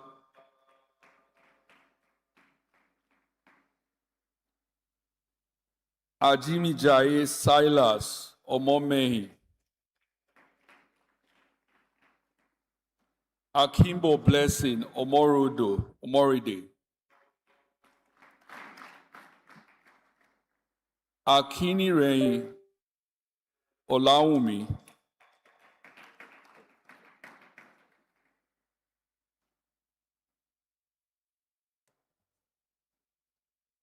yeah, they're not screwing. Akinola Sunday Olusegun.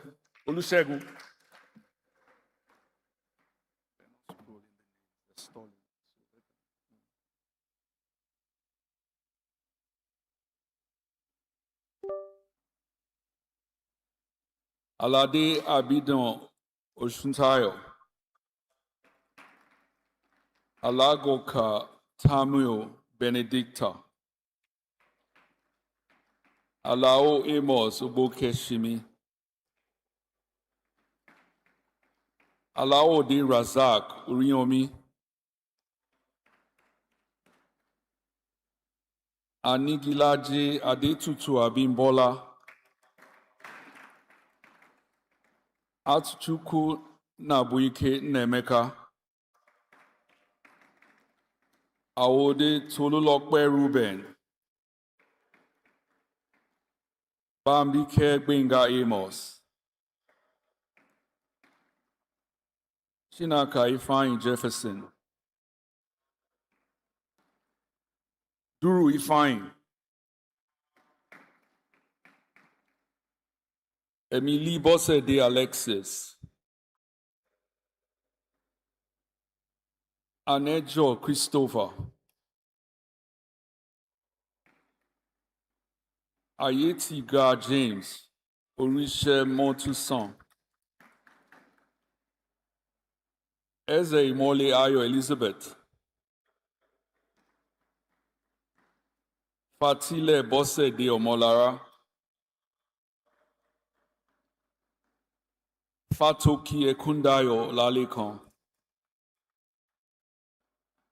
Gado Titus Yakubu. Ganyu Ismaila Oluwadari. Ike Clement Onyedikachi.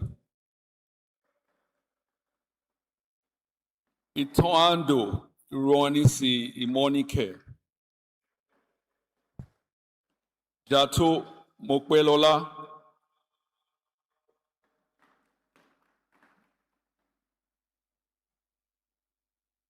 Jerume Monday Ogbogboya. Jia John.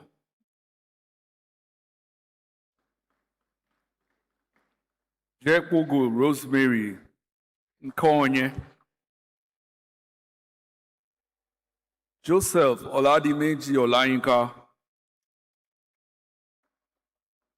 Kikile Esuemedan. Lawal Tayo.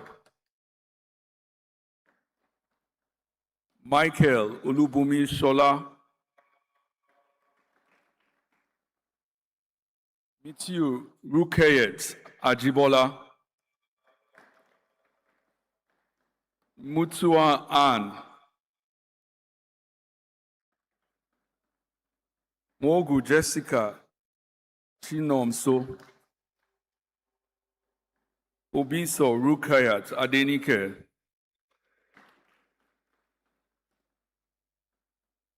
Odeyele Adeni Mikaela. Odufeson Samsudin Okweyemi. Ofili Abiola Ajiwo. Ogbonna Ugochukwu Chibuzo.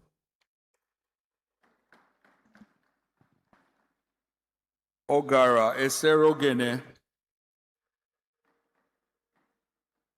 Uguama Marius Ikechukwu. Ogugbami Olukemi Linda. Oguyomoju Olushino Florence. Okafo Mwajidaku Malife. Okiria Samuel Hagbe. Okosulobo John Oluwagbemiga. Oladejo Oladele Joseph. Omogiade Thompson. Onyibo Valentine Uchenna. Okuweri Doris Okuweri Bai. Oshisomi Ayomi Posi Yewande. Osuji Obina Christova. Oyebolu Chimeze Ngozi. Oyerinde Moses Adelekon Olalekon, I'm sorry. Osimade Sulaimon Agbomire. Shakoro Ese Nwore. Shako. Shiba Olugbenga. Chitabe Oluwayomi, Sibigem Chibuzo John Mark,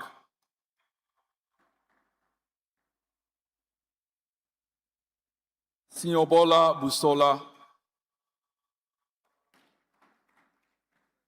Taridoye Gagariga,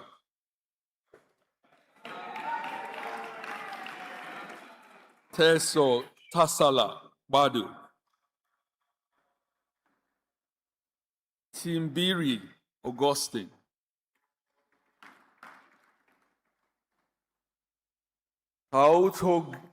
Tautunga Jefferson,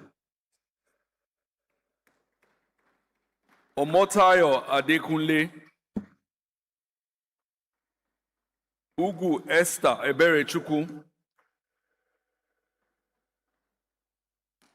Ukpegbe Osaritin Clifford,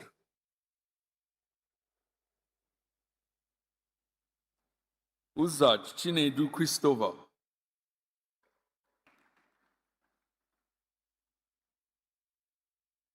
Valor Holly Isye,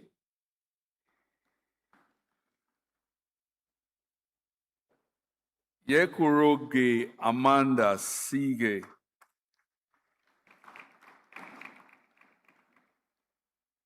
Yusuf Ahmed Oluwasegun,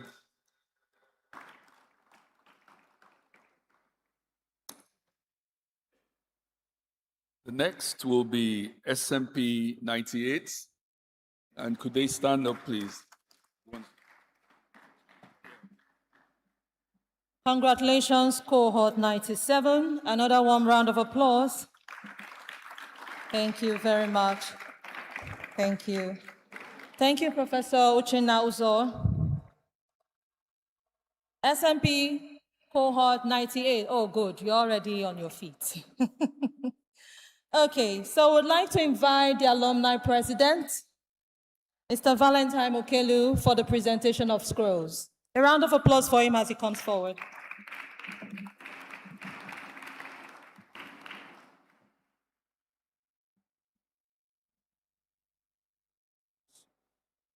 All right, so members of SMP 98, can you come forward, please?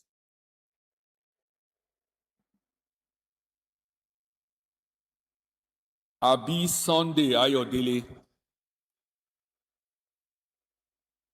Adeoti Adeleke Temitayo,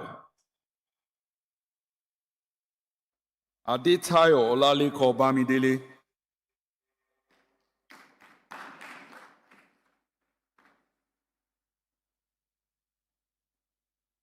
Adevokai Sandra Iwelofu,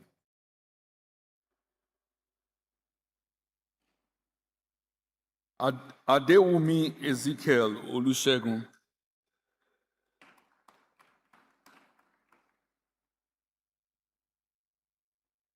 Agbabi Ayodele Morakinyo, Agunloye Adeyinka Olamide,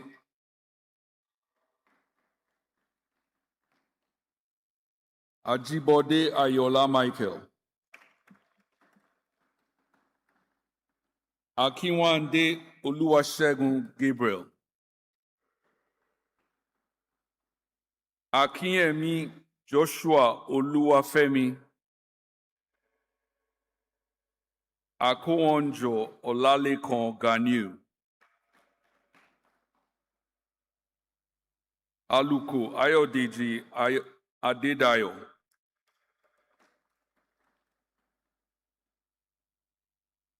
Amosun Adeola Emmanuel, Amu Ijoma Alvina, Anene Emmanuel Chukwuemeka, Bankole Folashade Olubumi,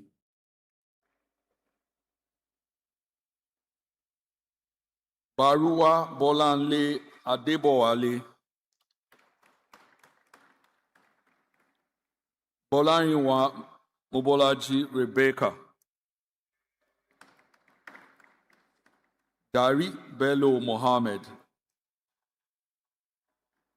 Dong Philip.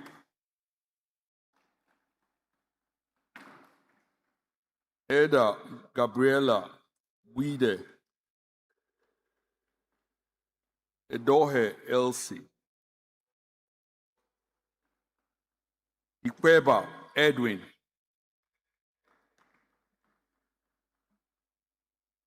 Eyenore Kenneth Monina. Eze Martin Zudoka. Giwa Ismaila. Moisile Mark Oses.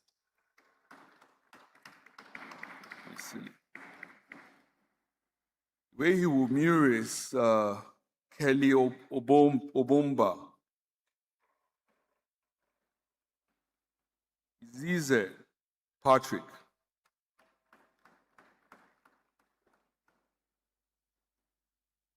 Corbin and Kofi Harvey. Lamai Oyekemi Adibola. Lasisi Uluwasayo Esther. Lawal Lukman Olalekon. Lawal Atiku.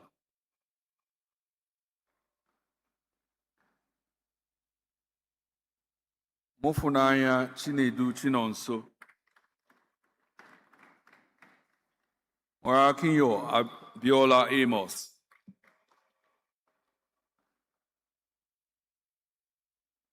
Kanga Gabriel Iniobong.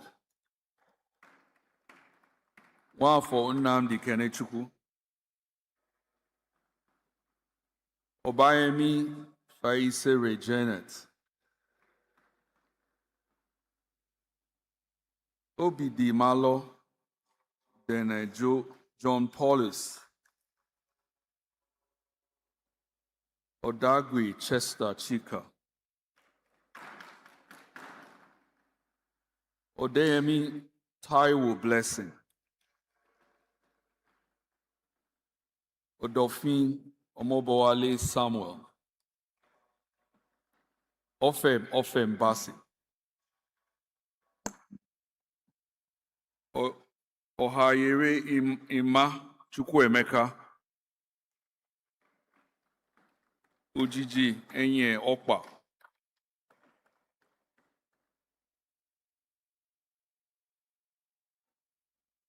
Okoli Akpago Ifesina Chiamaka. Oladipo Olutayo Olufunke.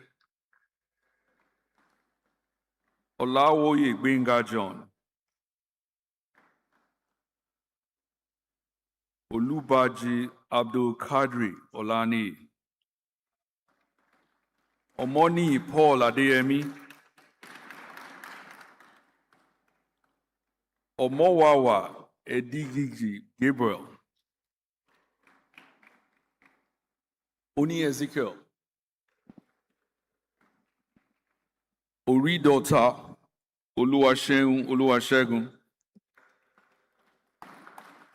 Orosun Raphael Olugbenga. Osakwe Joseph.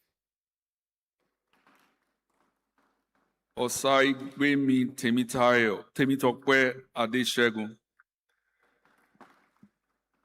Oshinloye Oluwami Aderonke.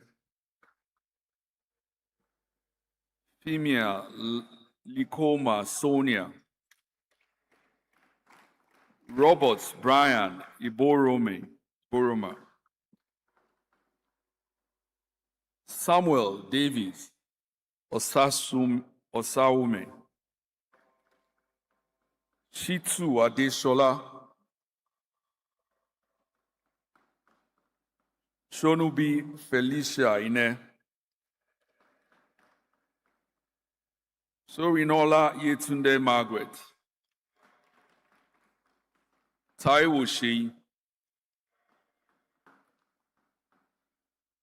Udofia Jemima Edidion.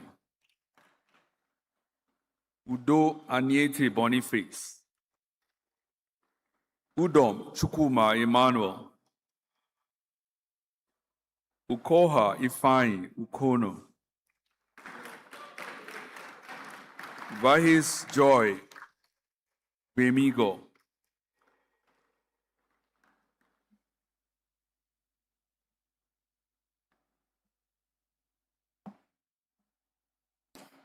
Thank you very much. Thank you very much, sir. Mr. Vincent.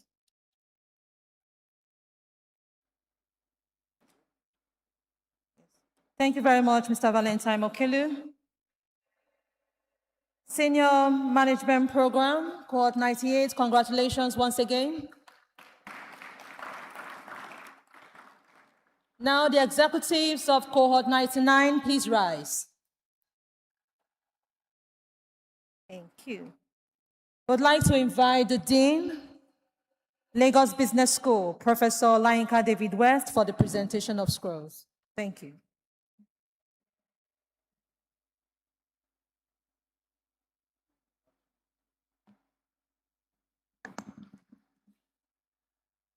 Abang Magdalene Ada, come forward, please.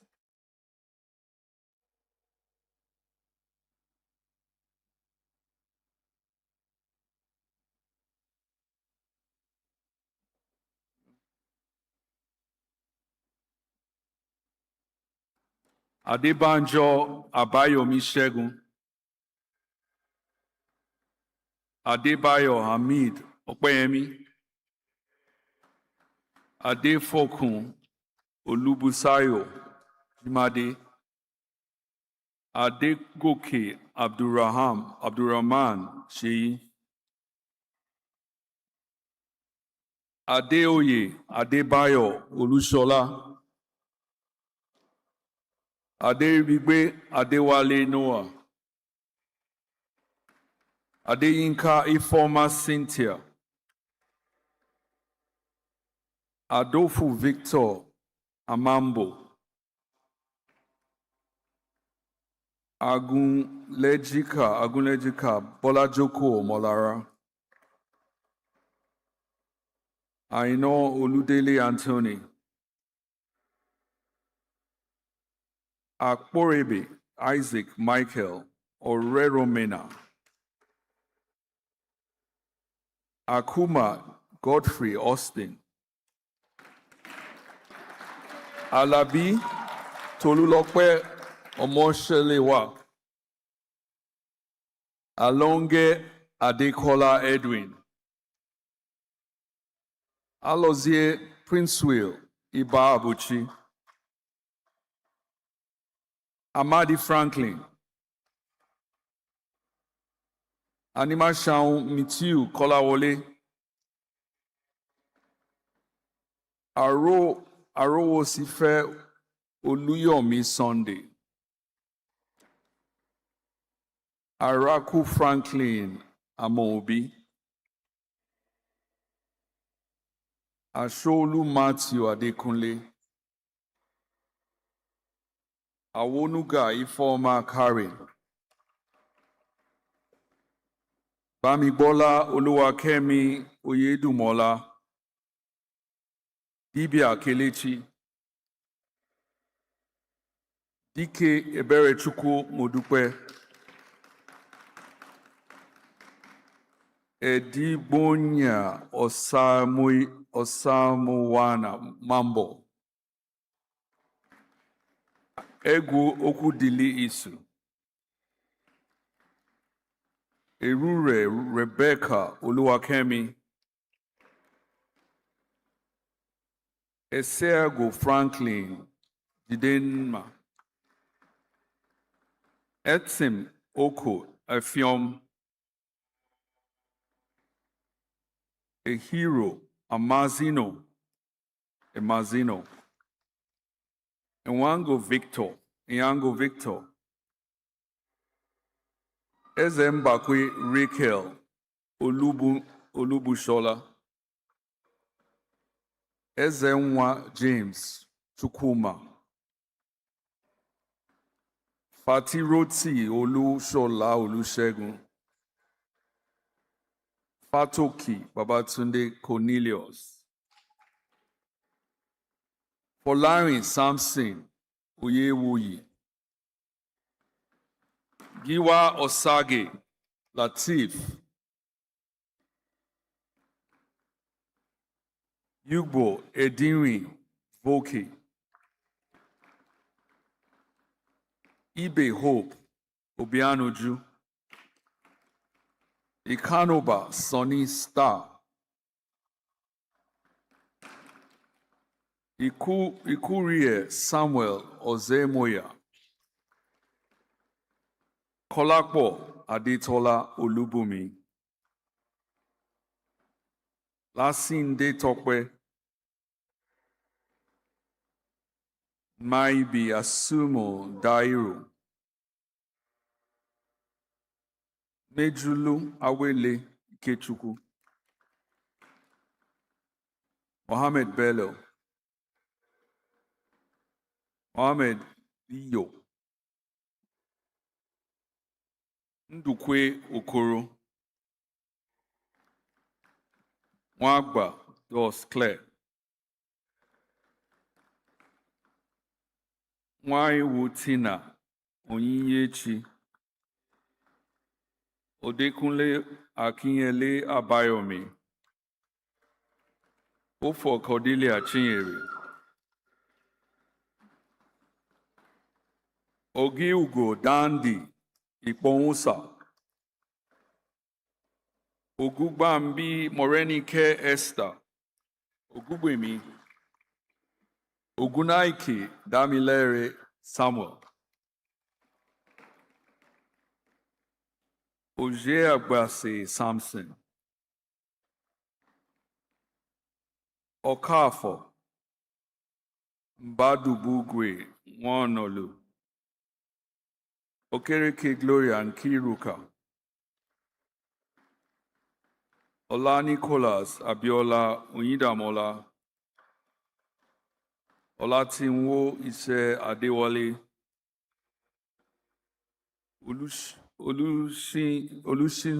Olusesan Bayala Temitope Mary, Omerenya Gloria, Onwubuemile Adeze Hadiza, Osifo Whiskey, Ireti Oluwa, Osuji Ngozi Doate, Oyinbo Ese Otasoye, Sadiku Sulaimon Adeni, Sani Oluwatobi Ezekiel, Shetima Fati, Swadi Shunubi, Ubachi Sisong and Anju, Ubochi and Sisong, Udo Emmanuel Ndubisi, Umunna Chineye Amara, Unokeson Teshola, Usman Roga Nasifa, White Chizo Ifoma, Yahya Bashir Lawal,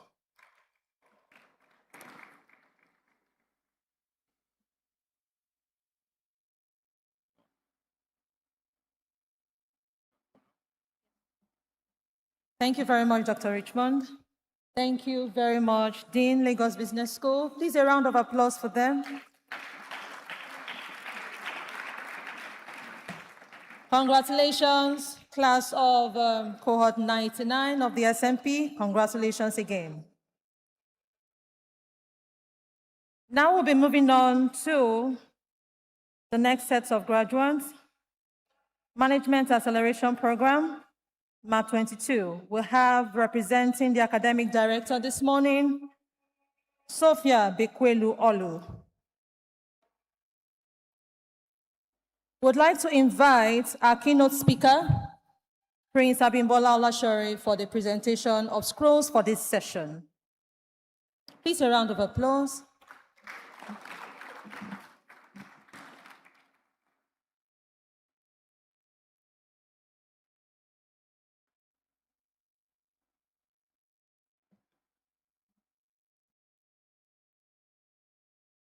Rashidat Salahuddin.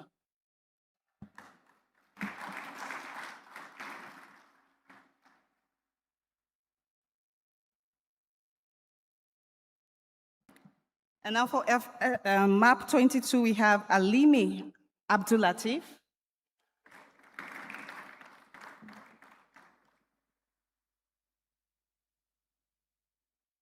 AgMP 26.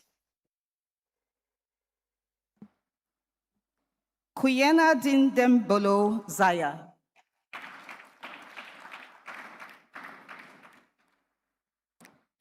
And AgMP 27. We have Farota De Abimbola. Thank you very much.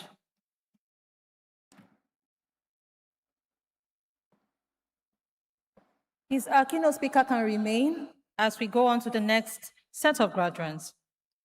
I would like to call the academic director for the HR Academy, Mr. Henry Onukuba, as he comes to stage. Please let's give him a round of applause. Graduates of the HR Academy Cohort 4, please come. They're very good. Please, let's clap for them. They're very compliant.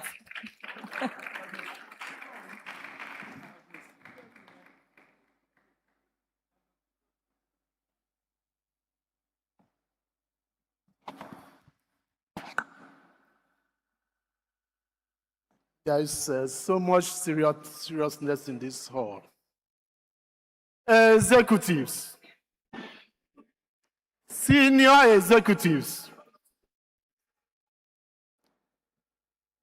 HR Academy 4.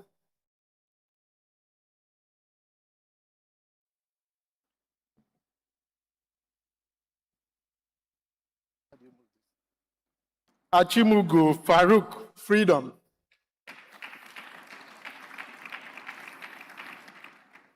Aja Chidebere Lawrence. Aliyu Abdulkadir Alpha. Anusionwu Ogechi Jacinta. Please keep the clap coming, keep the clap coming. Asieba Emmanuel Onyejuwa. Baba Shehu Hadiza. Bauna Amos Adamu. Chukwubo Onyinye. Edu Kudus Oluwanifemi. Egbeke Agnes Aturuchi. Eguahon Joy Oloyitare.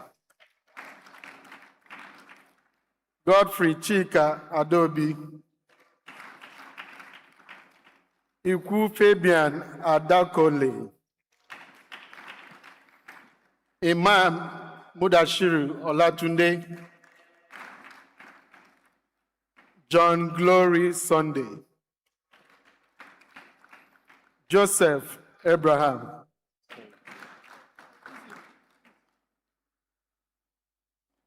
Kiolosi Yetunde Oluwakemi.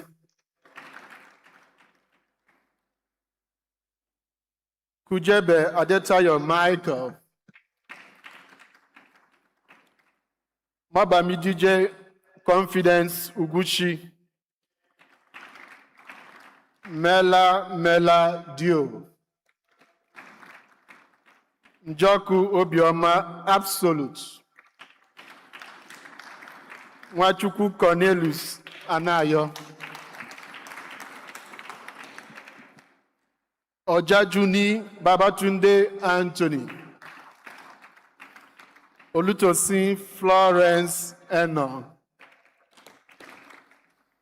Oluyemi Aaron Gbenga. Honorable Yetunde Afusat. Oniawa Yvonne Nkechinye. Oyebamiji Olaleko Isaac. Paul Ede Paula. Sadi Tessa. Shafi Aisha Asabe. Udofia Imabong Nsekan. Umayi Jude Braille Christopher. Congratulations.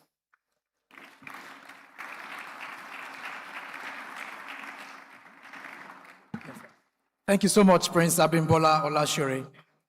A round of applause for all graduating executives one more time.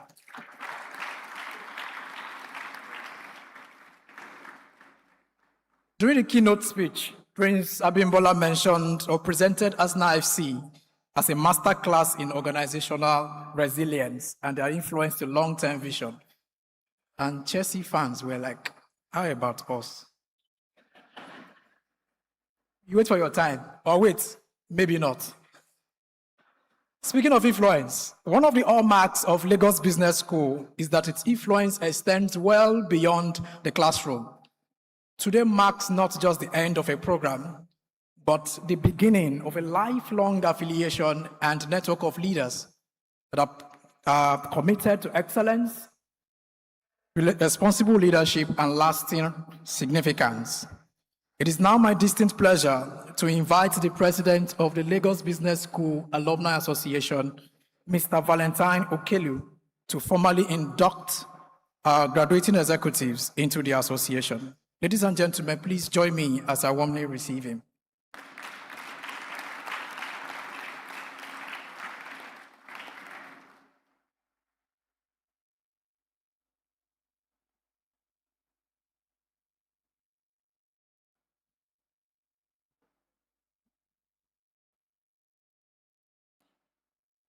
Yeah, the Vice Chancellor, Pan-Atlantic University, Professor Enase Okonedo, the Deputy Vice Chancellor, Professor Uche Uzo, the Dean, Lagos Business School, Professor Olayinka David West, the Director of Executive Education, Mr. Victor Banjo, MNI, not my immediate predecessor, my long time predecessor, past president of Lagos Business School Alumni Association, Sir Ademola Aledekomo.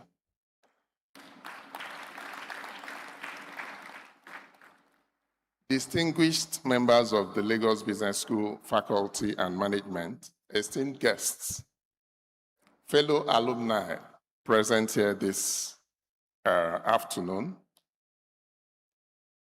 and most importantly, members of the graduating classes. Good day. Members of the graduating classes, good day. Thank you. I just want to be sure we are aware. Okay, yeah. It is my great privilege as the president of the association to welcome you to this special moment as we formally inaugurate you into our alumni community. Today marks, just like the MC said just shortly, an important chapter. It is the beginning of another chapter after you've completed your studies. And that beginning means a long life relationship with Lagos Business School. From this day forward, you become part of a distinguished network of leaders, entrepreneurs, executives, and professionals who are united not only by academic excellence, but also by shared values of integrity, responsible leadership, and service to society. Most of the presentations, both by the guest speaker today and even the MC, everybody that spoke to us today kept on hammering on ethical leadership, discipline, and impact, not just personal achievement or corporate success. So it's important that as members of the Alumni Association, we realize that we have both privileges and responsibilities associated with our membership of the association. While we continue to build meaningful relationships, continue learning, mentoring others, and contribute to the growth of our school and our nation, we encourage you to be active participants in the Alumni Association's events and programs, not just proud members. We encourage you to be involved and would like to ask you as brand new members to show, let me use my young friend's term, to show walking. You need to show walking by participating in current programs. Let's not look for wait for the one of 5 years' time or 3 years' time. This year in November, we're going to have the Alumni Day, which is our day. We're also going to have the President's Dinner, which is where we have fun. At the Alumni Day, we do all the grammar, things like the things we do today. But at the President's Dinner, we have fun, right? And we network. Very importantly, a project that is very dear to the LBS alumni community and the school is Professor Alo's Endowment Fund, where the school intends to raise 5 billion naira as endowment fund for Professor Alo's.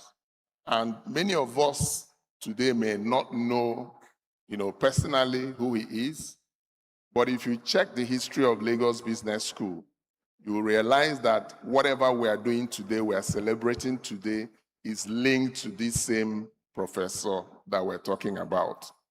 So we encourage every one of us, both as classes and as individuals, to participate in this endowment fund. I'll give you a very simple way of achieving this 5 billion. We have 344 graduates today, right? Is that the correct figure?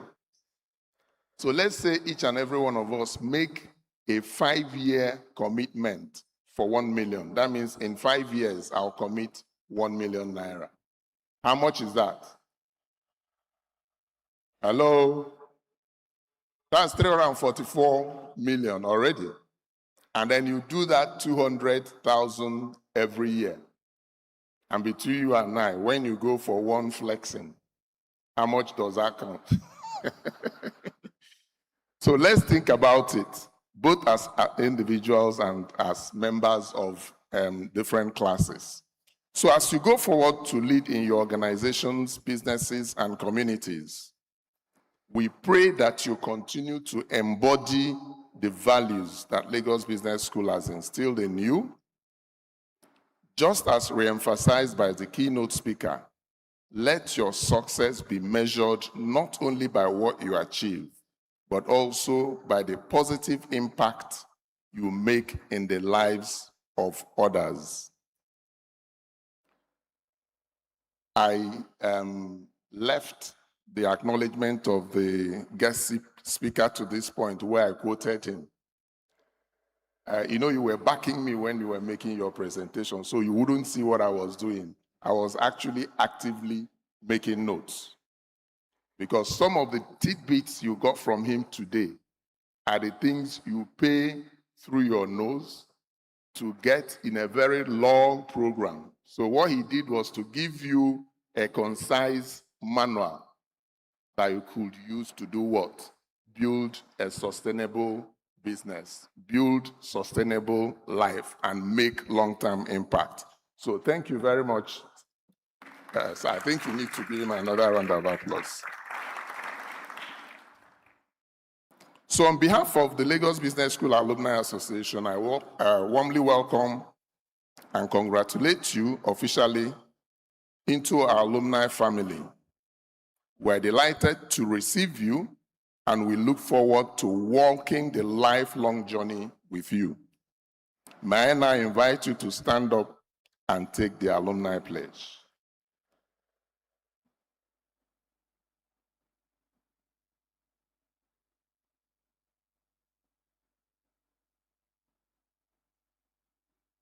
Okay, so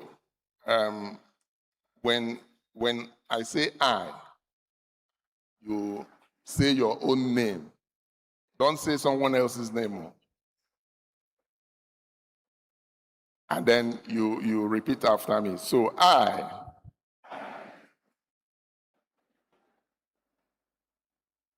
having completed your program at the Lagos Business School Pan-Atlantic University, desire to be admitted into the Lagos Business School Alumni Association.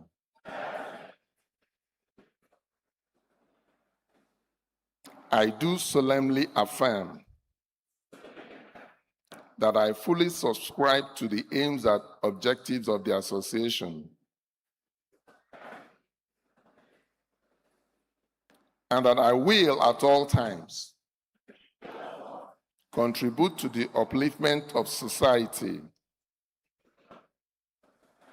through the observance and promotion of ethics in my business dealings. I will devote time and resources towards the development of Lagos Business School and the association. I will adhere to the Constitution of the association. So help me God. Congratulations.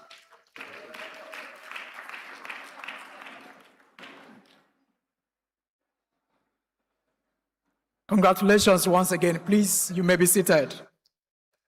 Thank you very much, Mr. Valentine Okelu. Esteemed guests, distinguished ladies and gentlemen,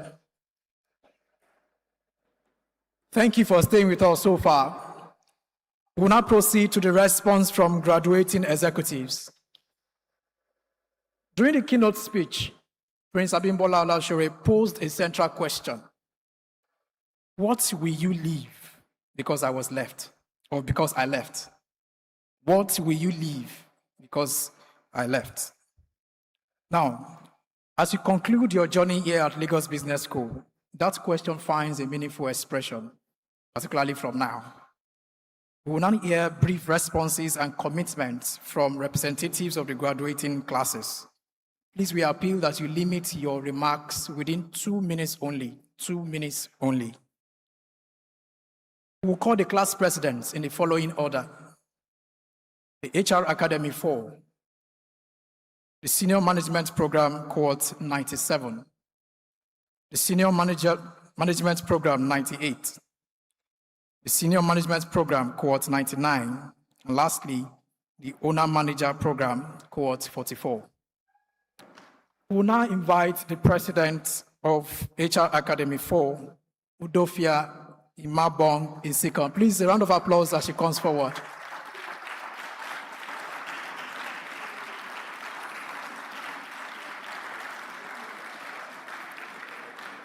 Please, the next class president, Gagariga Taridoye, please. Could you come forward to my left hand of the aisle? Thank you.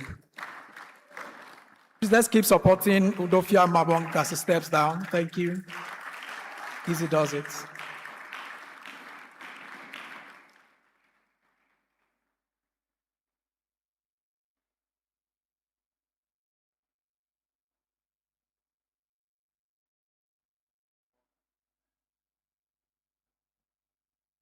Okay, good morning, everyone. Please permit me to stand on existing protocol. I saw my name as the number 5th name, so I was thinking I'll be the last person to speak. but there's always drama at LBS. When I say drama, very good drama. So, okay, my name is Imabong Udofia. I walked into this place about late last year. It was an interesting thing to behold, but one of the things I would leave this place with, I didn't know that you could have a lecture with dim lights and sober music. So one of the things I thoroughly enjoyed, and I think my classmates too did that, you heard what Sir Henry did. He was executives, and all of us go, and then at some point he would dim the lights and would play music. One of it I remember is One Love, One Heart. Let's get together and do what? And feel all right. So on behalf of my classmates, because I'm not standing here alone, if they don't mind, can they please stand so that I can make this 2 minutes like they said? Please help me celebrate HR Academy Cohort 4. So one of the things that LBS has done for us, for me especially, is having to walk into class, meet interesting people, meet lovely lecturers, and the akara was beautiful too, you know. So like this morning, I didn't go for breakfast. I'm like, not again. They get to feed you in the morning, feed you again noontime. The first week I had my class, I just noticed that the scales at home shifted. So the next time I came, I said, not again. I got, you understand, like they say, show walk-ins. I started showing walk-ins. So I will skip breakfast. So I'm trying to tell anyone, if you want to come here, don't worry. Leave your lunch pack at home.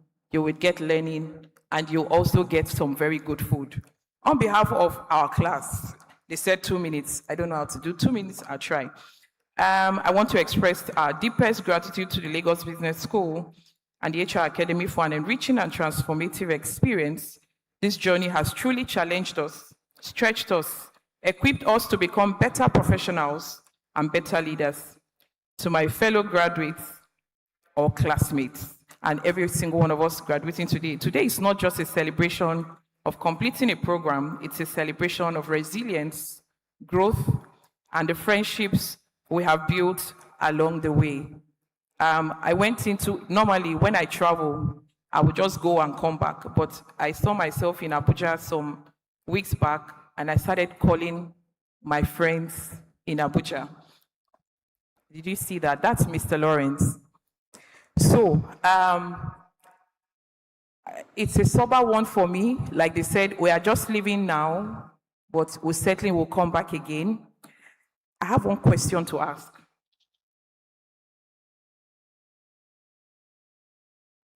Okay, so one of the things that we came together to do, we visited the Pan-African School, we saw some of the things going on. I won't take your time. For now, as a class, before I say what we are giving, please, let's lift up our hands, HR Academy, and give plenty hearty cheers. Hip, hip, hip to LBS. Hip, hip, hip. Hip, hip, hip. Hip, hip, hip. All right, so as a class, HR Academy Cohort 4, we want to drop, we'll be supporting the endowment fund with 5 million naira. And before I leave this place, my boss happens to be in the room. I want to immensely thank him for giving me the opportunity to run this program. Engineer Kayode Adamoleko, please help me. OMP 44. That's my boss, Adams Group, and I want to thank every single classmate of ours for making our time here very, very enjoyable. Thank you so much, LBS. God bless LBS. Thank you so much, everyone. Thank you so much, Imabong. We'll now call on the class president of the Senior Management Program, Cohort 97, Gagariga Taridoe.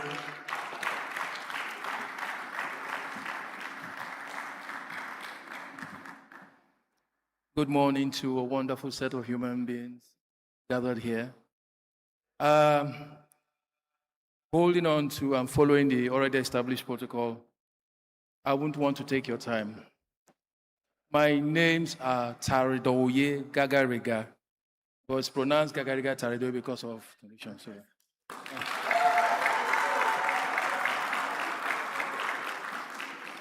Proudly Bayelsan, I remain a Bayelsan and a true patriot of Nigeria. I would want to just use these few moments to say a big thank you to the management of LBS. Why? Many of us applied for this program, not many were taken. We were given the opportunity to partake of this wonderful program. And for that, on behalf of my colleagues, I just want to doff my hat and say thank you. To the staff, the previous president mentioned the staff, wonderful set of people. They took care of our challenges. They took care of whatever issues we had. Administratively, they were there. She mentioned the kitchen staff, and I also want to mention the kitchen staff, because every time we came back from lunch, we had difficulty staying awake in class after lunch. So thank you for taking care of our needs. We did not miss home because of the kitchen staff. And lastly, to the faculties. We cannot be said to be graduates without saying thank you to the faculties. They did a very wonderful job.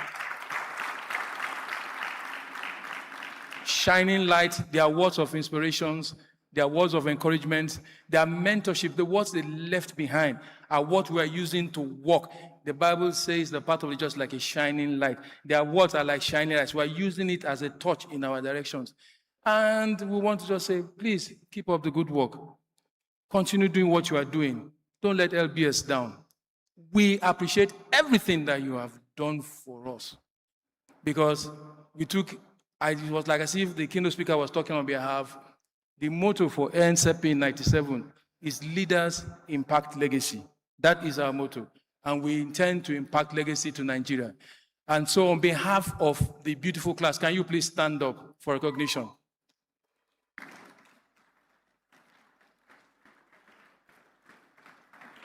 We came as strangers. We are living as family. That is what SAP did to all of us. So we are giving our first token to LSB Endowment Fund. It's our first token. Right here, a draft of 2 million has been raised, and we will do more. So on behalf of SMP 97, I'd like to say a big thank you, and God bless you.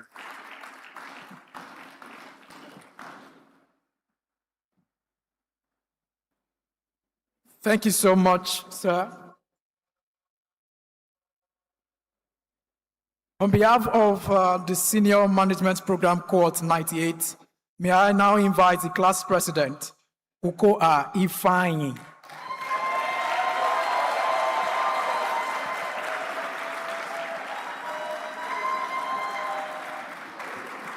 Good morning, everyone. I'm happy to be here, and I want to say that my name is Ifeanyi Ukoha. I'm here standing as president of SMP 98.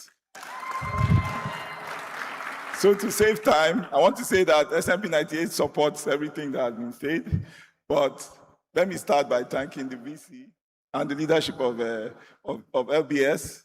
I want to thank the faculty. Like they've said, we learned a lot more from their experiences than some of the trainings. We learned so much. Thank you so much. I thank our class coordinator, Christiana, and her team, and senior executives. The most important thanks goes to you. Clap for yourselves, please. So, why am I thanking you? For your discipline and commitment to complete this program. All those case studies, endless. Then the deliberation, should I do online or should I come physical? And then we have the battle for equity between online and those who stay.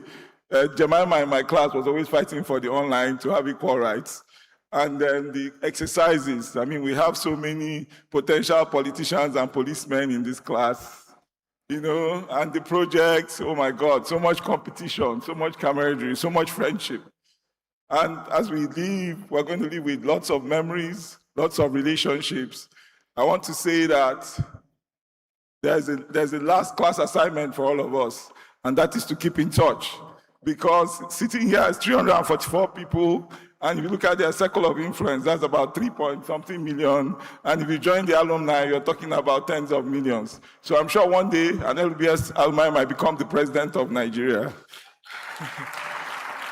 So, having said this, I want to say that my class has come together, and I want my class cohort to please stand for recognition, SMP 98. Please clap for my beautiful, exceptional professionals. We have come together and we have supported the endowment fund with 5.4 million naira cash. And this will be transferred on demand to LBS. I want to thank you very much for the opportunity. My 2 minutes is up. Thank you. Thank you so much, sir. Without further ado, I now invite the class president of the Senior Management Program, Cohort 99, Akuma Godfrey Austin.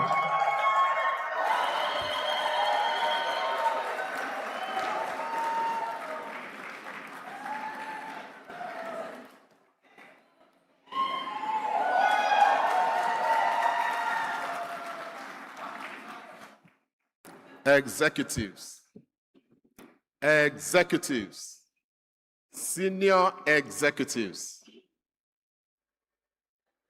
First of all, I'll start by thanking the leadership of LBS.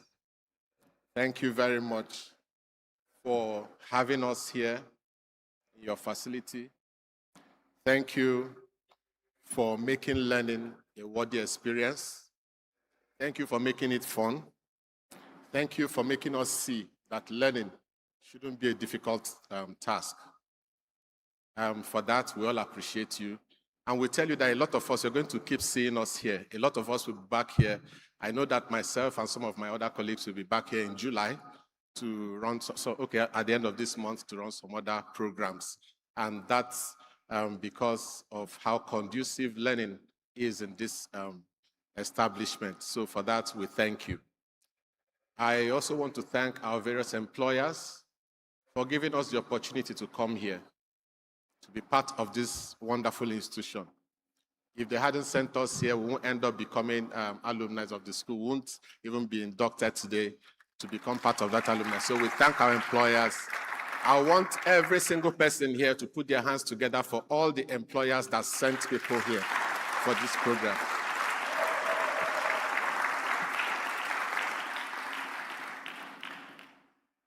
Then I want to thank my wonderful colleagues, the best SMP cohort LBS has ever had. SMP 99, executives, senior executives. We came here not knowing each other, we came here as strangers. Today, the friendship we share is very deep. And for that, we have to thank LBS again and our employers. During the course of our training, we fought. The competitions were very fierce. And, but at the end of the day, we all came out as winners.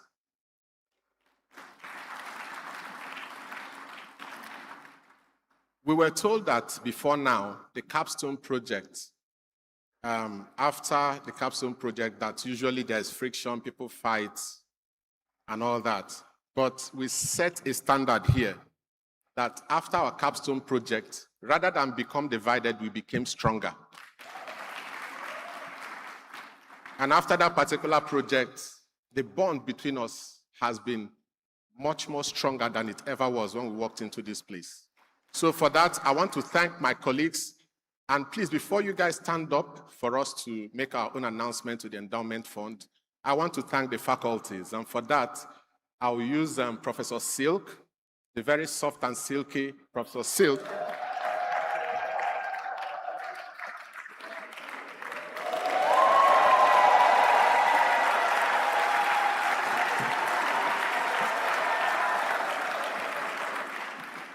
I'll use Professor Silk to thank all the faculties in LBS. You guys are great. You're doing wonders. And like I said, we'll come back. And then finally, I want to thank our various families for supporting us while we came to LBS for this training. So thank you to all our family members, our spouses, our children, our relations that had to put up with our kids while we came to LBS.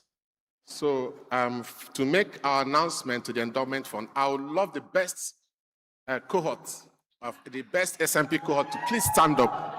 SMP 99.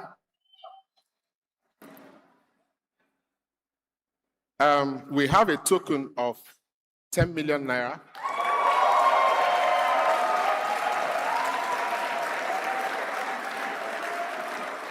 Please, as I walk down, we want to get the account number, so we'll do the transfer.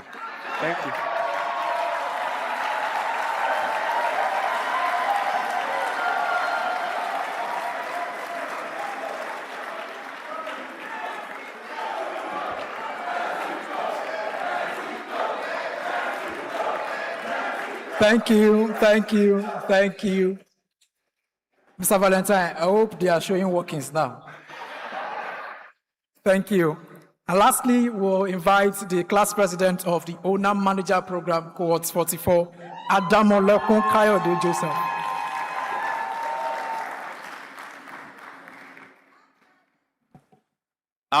Good afternoon. Let me start by asking the best cohort so far in Lagos Business School, OMP 44, to please stand on your feet. Keep clapping, please clap for them.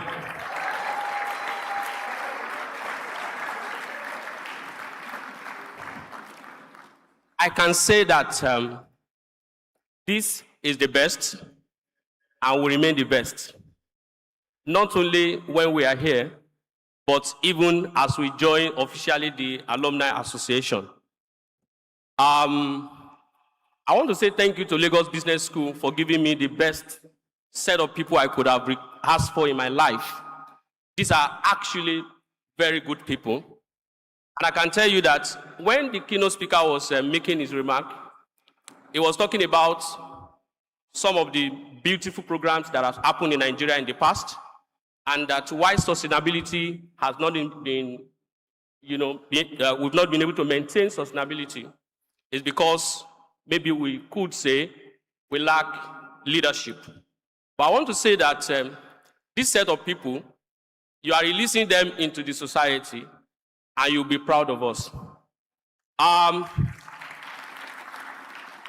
behalf of you all, we are supporting the good work that LBS is doing with a sum of 11 million naira.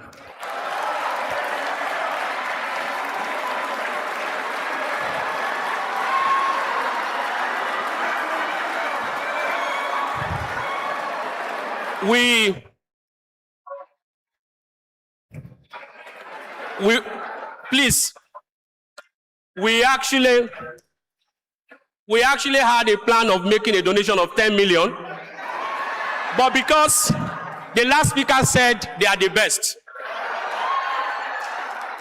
we are showing workings by saying we are actually the best. Thank you.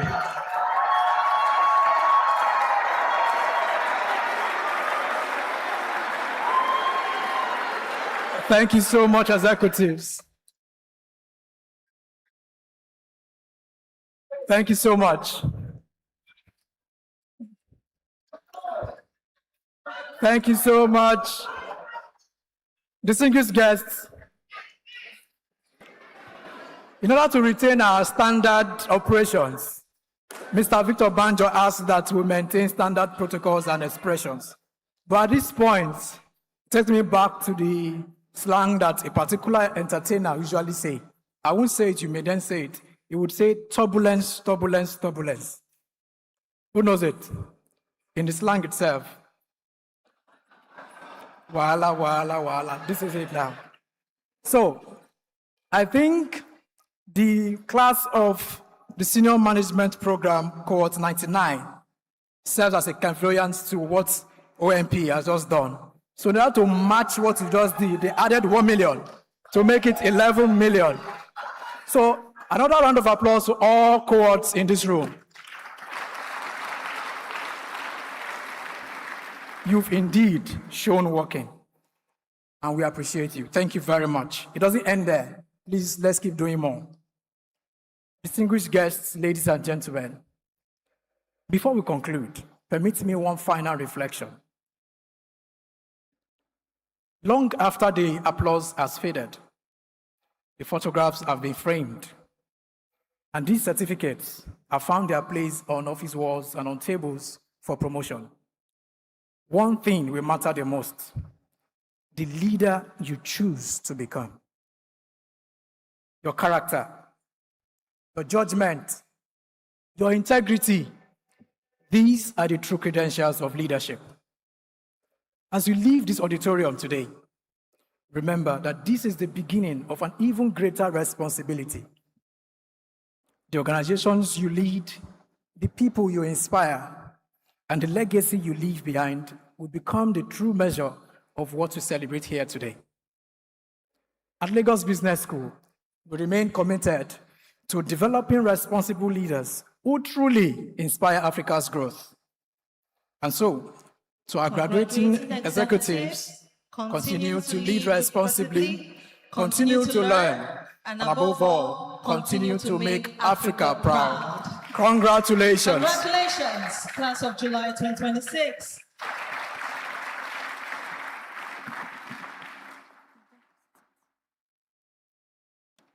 All right. We have a few announcements before the closing.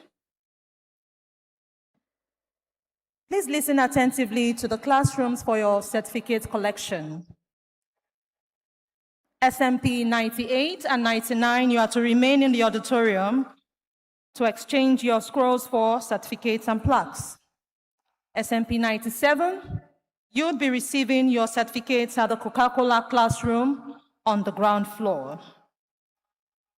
OMP 39, 42, 43, and 44, you'll be receiving your certificates at the GTB classroom, ground floor. HR Academy 4, Zenith Bank classroom, second floor. MAP 22, AGMP 26 and 27, the Syndicate Room 1, Coca-Cola classroom, ground floor. The learning and customer experience managers and coordinators are available to make this exchange seamless. In closing, please rise as we recite the Pan-Atlantic University anthem, followed by the National Pledge.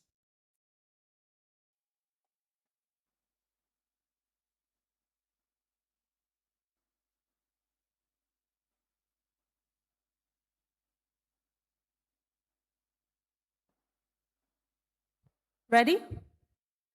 Let's go.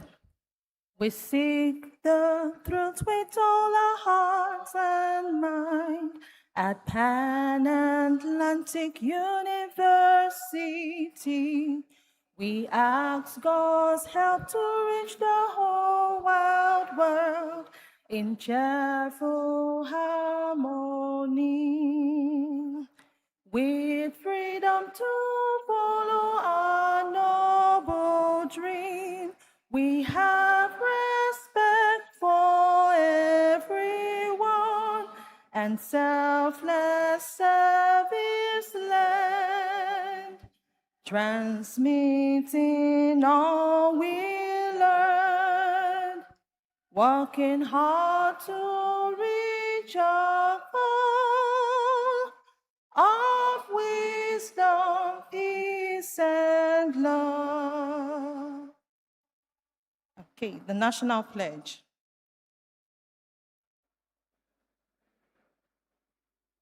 Faithful, loyal, and honest, to serve Nigeria with all my strength, to defend our unity, our honor and glory, so help me God. Amen. You may have your seat. On behalf of Lagos Business School and Pan Atlantic University, we express our heartfelt gratitude for your presence and support. Thank you, everyone. Thank you so much. You may give yourself a round of applause.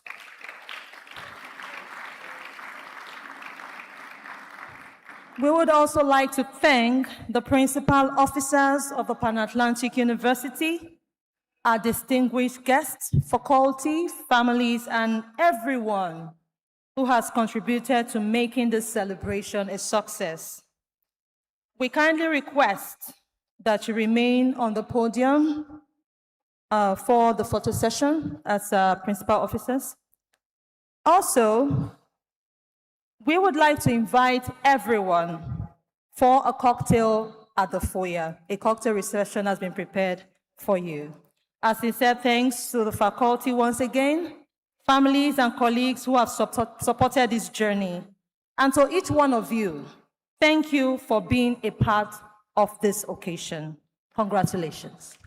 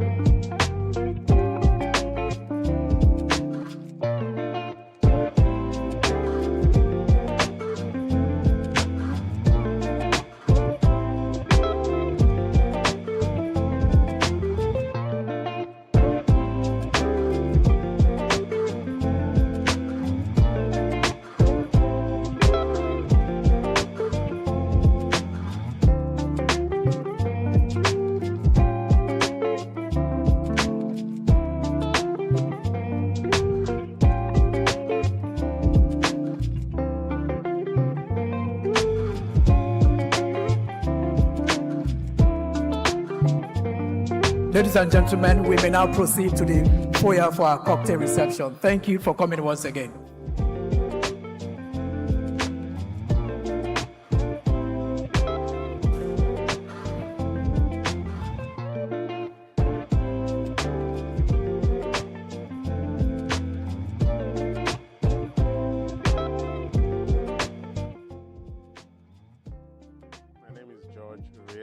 My name is Gangada Shetty. My name is Dr. Mrs. Catherine Wosu.